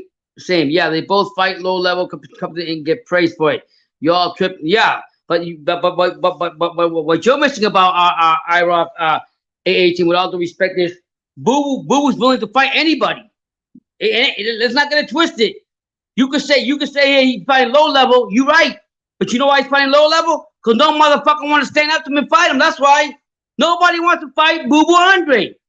So you can't say that. He got to go across the pond to fight this, no disrespect to Zach Parker, 27, who's been mandatory, because motherfuckers here in the U.S. say he ain't shit. You know what I'm talking about. Canelo, he's a horrible fighter, but he won't even fight him. And then when he tries to get a fight with Benavidez, his motherfucking Benavidez manager don't want to get involved. So don't get it twisted. Don't get it twisted. Boo Boo Andre is not getting the fights, not because he doesn't want the big fights, because everybody's afraid to get in the ring with that man. That's what it comes down to. There's skills and levels to this boxing game, and the level of boxing that he got in the ring, nobody can deal with it. Straight up. And Crawford is the beast. If you haven't watched Crawford, you better go watch him again. I respect you and all, but don't sit here and discredit Buck Crawford. Definitely don't discredit Boo Boo and call them both clowns when you don't know what you're talking about. I love you and all. I'm glad you're here. I respect you. You're a subscriber, but don't sit here and discredit Boo Boo Andre or Buck Crawford. There's a reason why they're not getting the fights, and it's not because they're fighting low-level fighters. It's because motherfuckers on the top level are afraid to fight them. So how he's gonna make the fight if his team's trying to make the fight and the big dogs or the big pitchers don't want to fight him? Rock says Spence will whoop Bud, and you little Crawford are like, no, you're wrong. You're absolutely wrong. You're absolutely wrong. But then again, we won't know. We won't know until the fight has actually happened. But I will say one thing: you want to talk about Spence? We'll do this to Rob Crawford. Do this. Crawford was one to tell Spence. You talk about, oh yeah, I will never go to your fight, Spence. I'll never go to your fights and everything. Where was Spence at in the last fight with Sean Porter? He was in ringside when he beat the shit out of Sean Porter. And what did your boy Spence do? He got up like a bitch. That's right. Spence got up like a bitch. Got up from the seat and walked away. Didn't even go to the ring and try to say to this man, I want this fight. I got better things to do. I got this to do. And then he wanted to sit here, Spence, your boy, want to sit here and disrespect Ugas when and talk about that he's the big. He want to talk about he's the big fish. He's a shark caller. He better worry about Ugas, okay? Because that's not an easy fight, a walk in the park for him, okay? And then another thing, Spence has been out of boxing for how long? For quite a while, right? Because of his accident and fuck-ups that he's done outside the ring, right? So don't sit here and discredit Bud Crawford. Don't sit here and discredit Boo Boo Andre. You better go back and look what you're talking about, because that's what happens with a lot of things. There's a reason why people don't want to fight Boo Boo Andre, and there's the reason why people don't want to fight Bud Crawford. Straight up. Cool guy. I want to consider Sean Porter low level. Can't comp. Not sure what planet. I wouldn't consider Sean Porter low level comp. Not sure what planet you're on. Listen, I didn't say Sean. I never said Sean. I don't know who you're talking to, but I never said Sean Porter was low level. I never said that. What I said was that I don't know who you're referring to me or not. What I said was that Crawford beat the fuck out of Sean Porter, and Spence was sitting on the outside watching the whole fight. And as soon as he seen Crawford beat the fuck out of him, he walked out like a bitch. And he wanted to talk to Crawford, but he wants to call himself the big fish. He wants to call himself the shot caller. Please.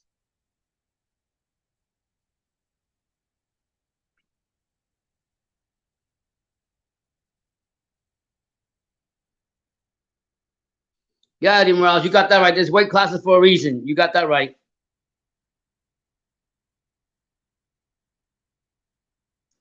I Rock Eddie Porter said Porter literally quit before the fight started. Not to mention the homies come on. That Porter response was bullshit. So, nah, please don't even go there. He didn't quit. He did not quit. That was fucking. He got a pounding from Crawford. That's what he got. Like I always tell you, I've been saying this all along. Bob Crawford is one of the best finishers in boxing. He doesn't leave the judges to call any of his fights or make decisions for his fight. Nah, don't. He didn't quit. Don't make excuses or try to discredit Crawford. Don't do that because you're making yourself look more like a fool. Crawford fought all his fights, dominated every fight. That's why he became undisputed 135, 140, 147. And there's a reason why people don't want to fight him.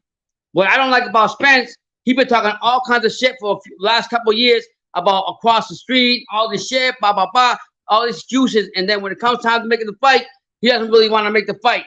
Hopefully, after what I seen yesterday, he said after he beats Ugas that he's going to try to go after Crawford. We'll see.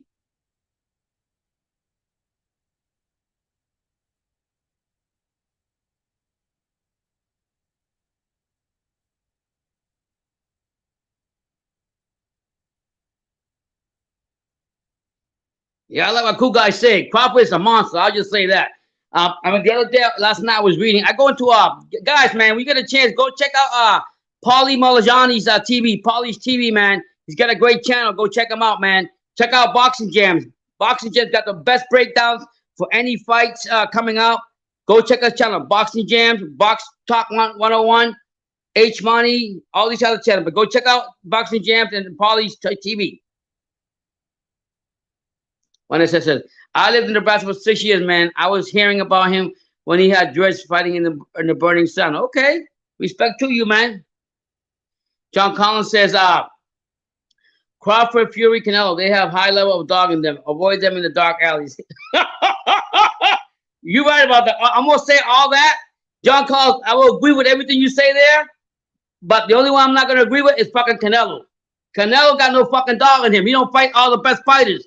He does not fight all the top dogs. He fights champions to make history, but he don't fight the best level champions in that division. He don't got the dog in him yet.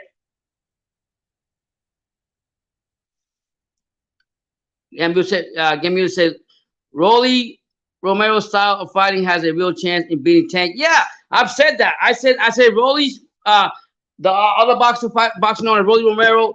He's got his style is so awkward that it will throw off fighters left and right. Rolly's got power. People are misunderstanding that.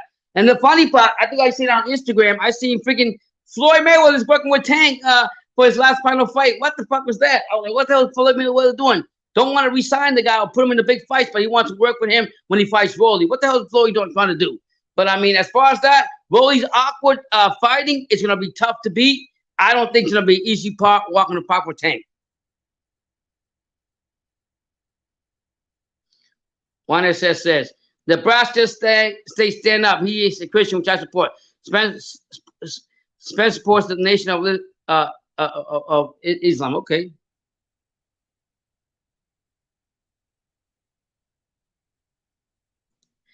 Quincy L says, all 11, you please hit that like button if you haven't. If Fury's serious about retiring after White, his resume doesn't compare to the legendary heavyweights.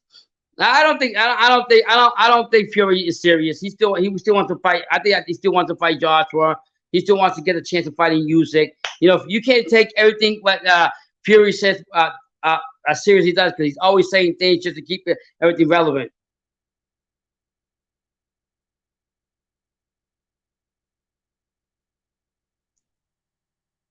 Yeah, you're right about that. Gypsy's been fighting for ages and ages. They've been traveling all over the place. Look at his father, John. John Fury still got that fucking anger in him That anger's a gypsy. Gypsy's been traveling all over the place. They ain't giving up yet.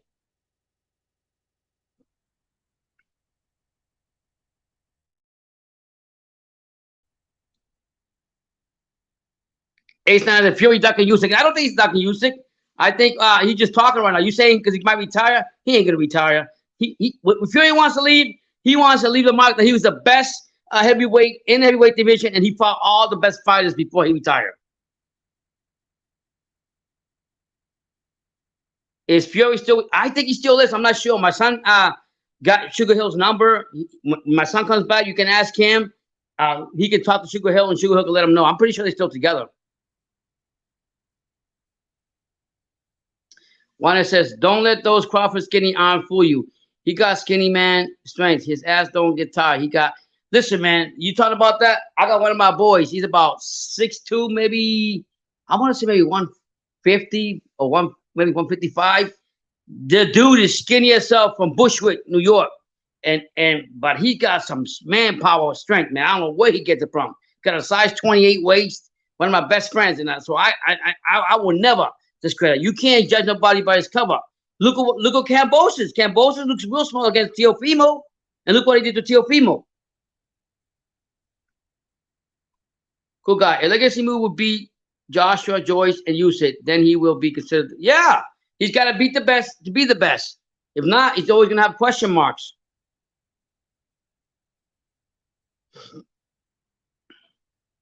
Yeah, for example, Tommy Hearns. You're right. Thomas Hitman Hearns, boy. I don't know if he's lifting that much, but I'm quite sure he works his butt off.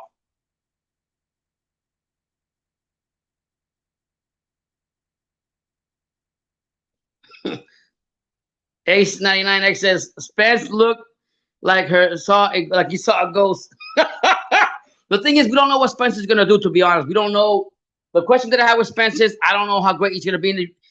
Are we gonna see the Spence of old before he had the accident, eye injury, or are we gonna see the new Spence that after the eye injury and the accident? What I'm trying to get at, does he still have all those skills at his disposal that he had before he got hurt, or is he gonna have to be a little slower, or his movement's gonna be different? I mean, he looked good in the press thing, but that don't mean shit until fight night.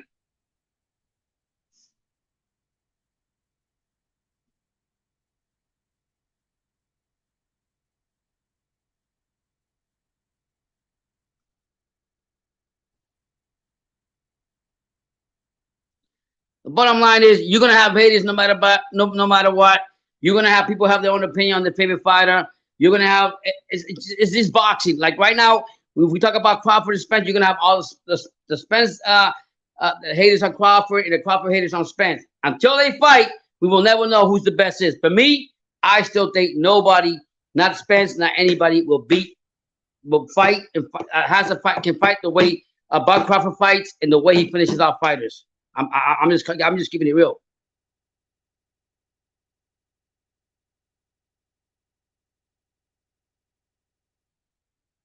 Yeah, you're right. It's only notable win on his resume, but at the same time, don't matter. Look where he's at. He had a couple losses. Nobody thought he's gonna climb up, be where he's at now. But look what he's got.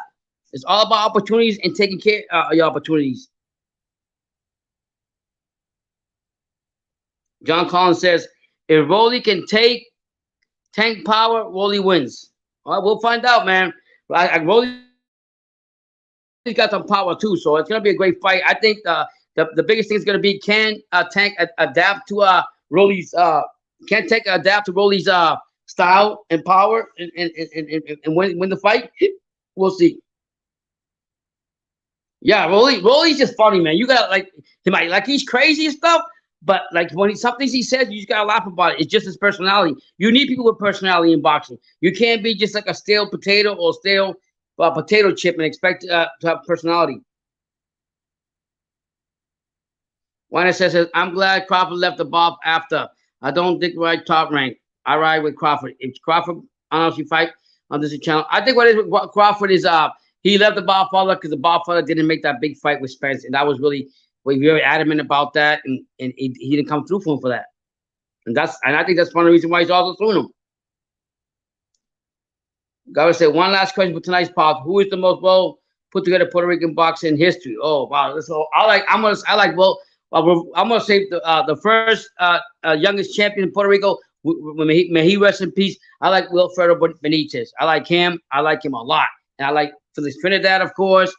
And I can give you more lists and more lists, but I think Wilfredo Benitez for being the first youngest heavyweight middleweight champion. Yeah, Crawford will make Spence retire. You got that right. Rebel Life Boxing, what's going on, man? Yeah, Rolly's gonna give Tank some issues because Rolly's not scared of nobody. He's got that confidence in him, and he's got that awkward style that nobody really can adapt to. But he's got power too, so Tank better be careful. Chrissy L says, I might be reaching here, Pops, but Spence looked in great shape in the media workout. But watching him hit the pads, he looked like he was missing something. Yeah, I said this. I actually commented. I think I was watching him on Fight Hype. Shout out to Fight Hype. We like him a lot. He was hitting the pads, and I was like, there's something not right about him. And then as soon as I put that up there, I got all these comments, Spence fans getting on my case. But I said, whatever, you know.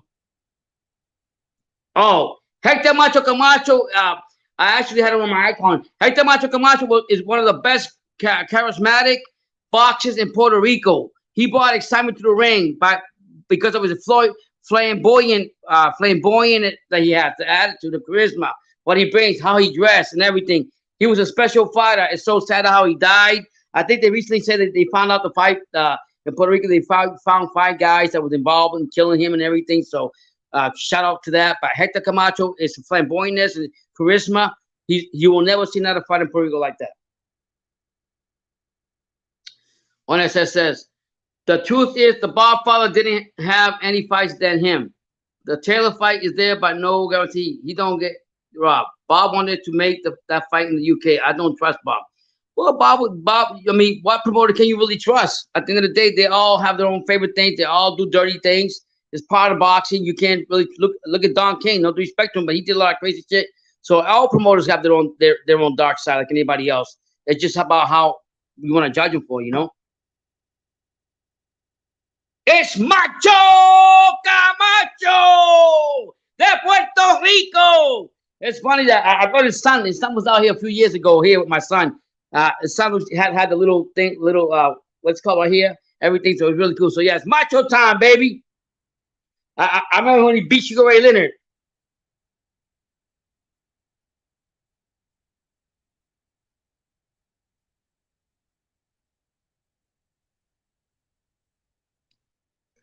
That's right, Carl Hansen. What's going on, man? You know what time it is. Salute to you too, and God bless. And like I say, a lot of fighting going on tomorrow. I don't think I'm not really excited about the cards. I think I know who's fighting tomorrow. I think if there's anything, I have to go check it out. If there is, I'll go live. But you know, it was great talking to you guys. I'll tell you that.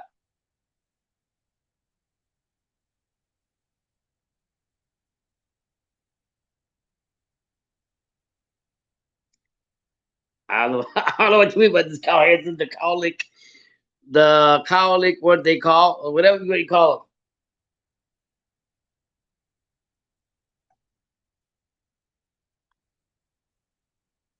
I'm just saying, Top Rank. Sometimes the Barfather puts out better fighting than anybody else. I mean, I just want any promotional company to put the fights on for the fans. That's what it's all about. Not about this greed, executive not putting out the fights. I don't like promoters that don't promote fighters, leave them on the shelf when they're really good. You know what I mean? Take for example, Top Rank now with the Monster Inoue.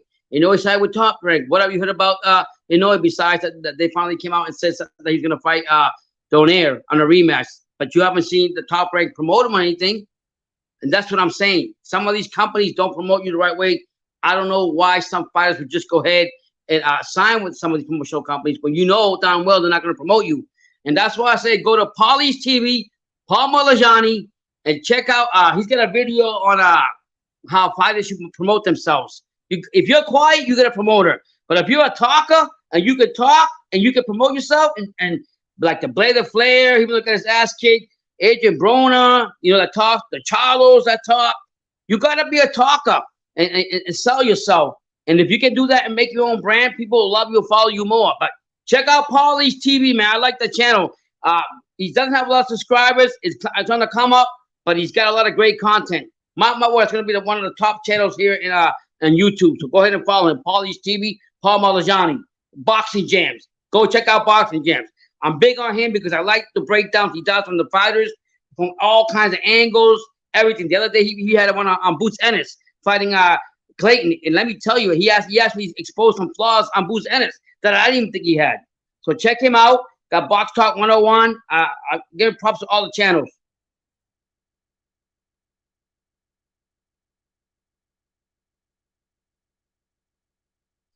I would say yes.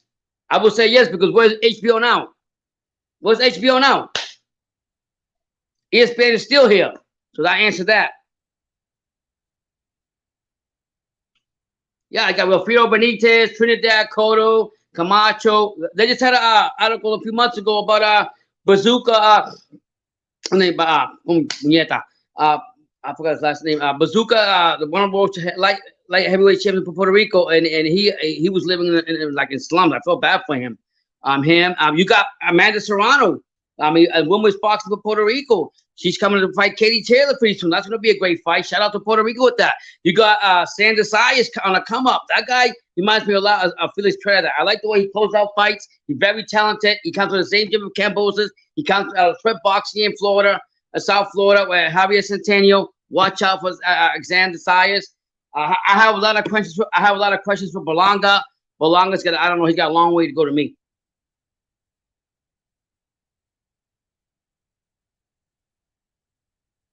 You gotta like all the lightweights. All the lightweights are actually the best fights because those are always constant fire. They're all constant exciting. And more, let's be honest, they don't make a lot of money like the middleweights, welterweight, and so forth. Chaza says Eric the Lubin Hammer. Yeah, Eric Lubin Hammer. He's got a fight with Fundora coming up. I like to see Erickson Hammer have a rematch with Charlo again. I think Erickson Hammer have been winning lately. And he wants that rematch real bad after that nasty knockout that Charlo gave him.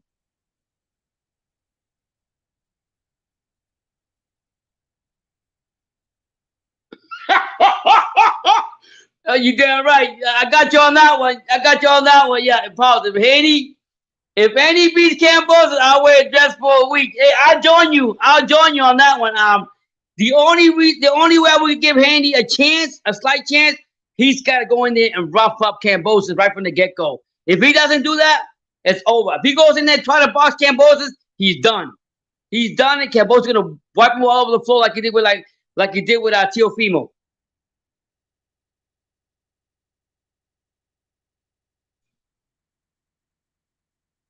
And Xander Sayas is safe now that Crawford ain't in top rank. I don't think so. I don't even think it's Xander Sayas is big now. He's fighting at 154 now. He's not fighting at 147. 154 is a big boy. I don't think he's going to go back to 147. Sayas is on the come up. He's on the rise. We can't put him on the same level as Crawford. We can't put but as one of the top Puerto Rican fighters coming up, that's the name you better watch out for. I thought Berlanga was going to be the same way, but Berlanga's disappointed me a lot.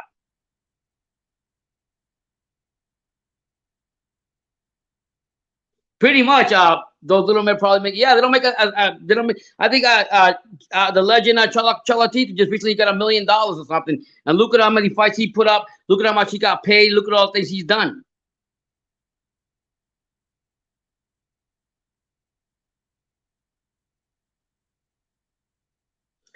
Quincy says, Puff, I'm a young buck, but when do you think the other side of the street notion started becoming a big thing and we stopped getting great matchups in the sport like in the past? Well, it's because a lot of it's because it's like Mike Tyson said in the hot boxing. As he said, a lot of what's happening now, boxers are more business oriented than they are actually getting the legacy fights, and that's what the problem is at. I get it. You want to get paid. You go ahead and put your life in danger, but you got to make the big fights like back in the day. You got to just get in there and fight and give the fans what they want. And you getting in there and fighting and beating one each other out and ironing everything out is better. Today's more confusing. Most boxers are more how much I'm going to get paid. If they fight two or three times a year, it's good. It's not like it used to be back in the day. So all this notion with the other side of the street bullshit with Spence and the BBC and all this other crap, it's bullshit. It really comes down to negotiating It's more of a business than it is boxing, like Mike Tyson said. Kyle Dundee Hansen said, "Did you see Earl Spence on the miss yesterday?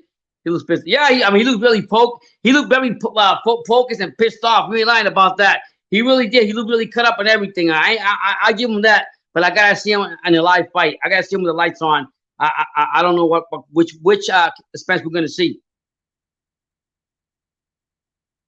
Yeah, I mean, so far the way he carries himself, Xavier size, like you say, he's actually very talented. He got a good sense of range. Knows when to close out. Knows when to go. He's got all the tools. He's very patient and he's willing to learn and listen. He's got better tools right now and more fast track, more ahead than Berlanga. I got Crawford, Dundee. I got Hansen. I got Crawford. I got Crawford beating the fuck out of Spence.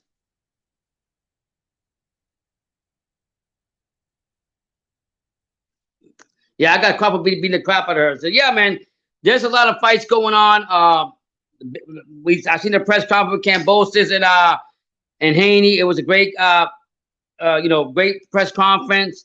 You got to give it to Kambosis. He's talking his shit, walking the talk, doing the talk and walking the walk. Everybody else does it. He said everybody said, "Oh, he's just being a prima donna, a diva." No, he's not. He's enjoying his time of being world champion, and he's letting you know it's not going to be easy.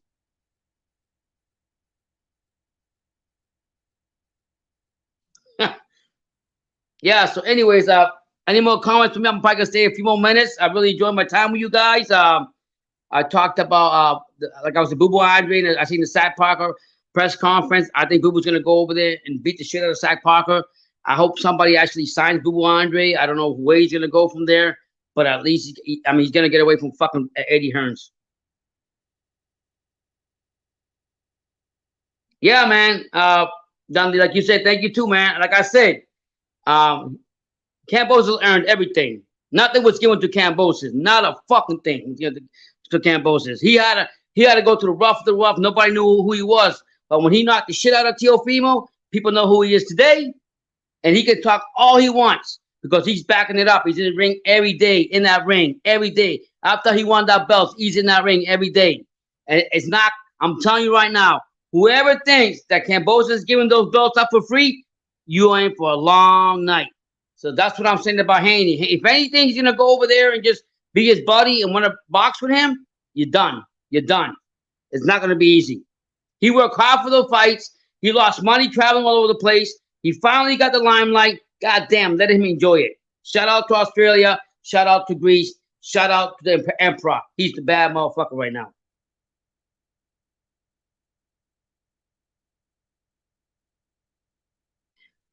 Ricardo es no quería.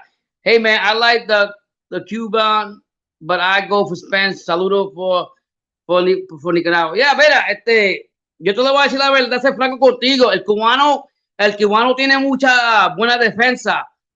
Yo siempre estoy diciendo que Pacquiao, cuando lo peleó, no pudo entrar adentro del pecho y pegarle al cubano. El cubano tiene una defensa bien tremenda. Ahora, Spence es otro boxeador diferente, con diferentes estilos, que va a tratar a romper el cubano, pero no va a ser una pelea bien fácil. Basically, what I'm saying is, I would tell him that Ugas got a strong defense. Pacquiao was a legend who fought other people, and he couldn't get in. So what's going to make it easier for Spence to get in? It's not going to be easy at all.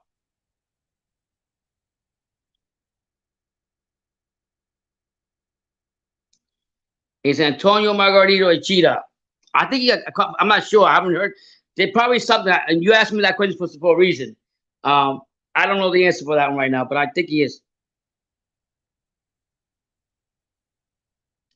My baby girl is home now. God is good. God is great. Amen. Amen, Dundee Hansen. You're right, Kyle Dundee Hansen. God bless you too. I'm glad she's in good health. I'm glad that everything is fine. Like I say, always be thankful every day. Cherish every moment with your family because you don't know what tomorrow is going to bring. Family first. May God continue to bless you, Kyle Dundee Hansen.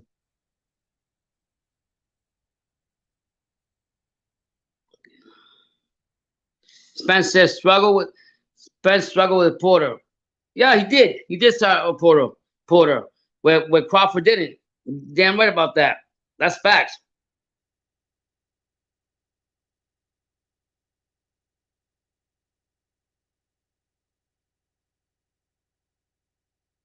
Yeah, I mean, Carl, you're right what you're saying there. That the climb, the mountain and God bless you. I know you're going back to your daughter and everything. The mountain that Haney's got to climb is very hard. He's a young guy. He's gonna have a lot of pressure on him. He's gonna go to Australia twice and fight the world champion with a large fans that are behind Kambosis. It's not gonna be easy, but if he wants these belts real bad, he's gonna have to come to get them.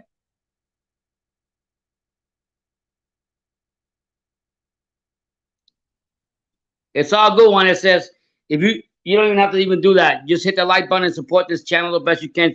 Super chat me or super chat me. Definitely for a pay-per-view or for anything you do give to the channel is gonna go back to branding and the channel here.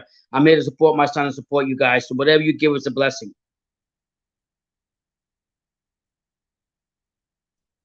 Carl, I didn't get it. Did you go on? Did you send it to my Too Short 1968? That's my thing Instagram. Or did you send it to Brandon, just a kid from Dania? If you send it to him, then he probably knows. But either way, you can send it to my son, just a kid from Dania, or you can send it to me again, Too Short 1968. How about that? Too Short 1968. Okay, I'm gonna check it out when I get off of here, and I'll definitely respond to you. But God bless you guys. God bless everybody here. I had I'm gonna check it out, Hanson. When I get off of this, I'll definitely check it out. I'll check my Instagram, okay? And if not, in the next live that I talk to you, I will definitely let you know. I'm gonna end this in a few minutes. I'll be back tomorrow. See, I don't know when.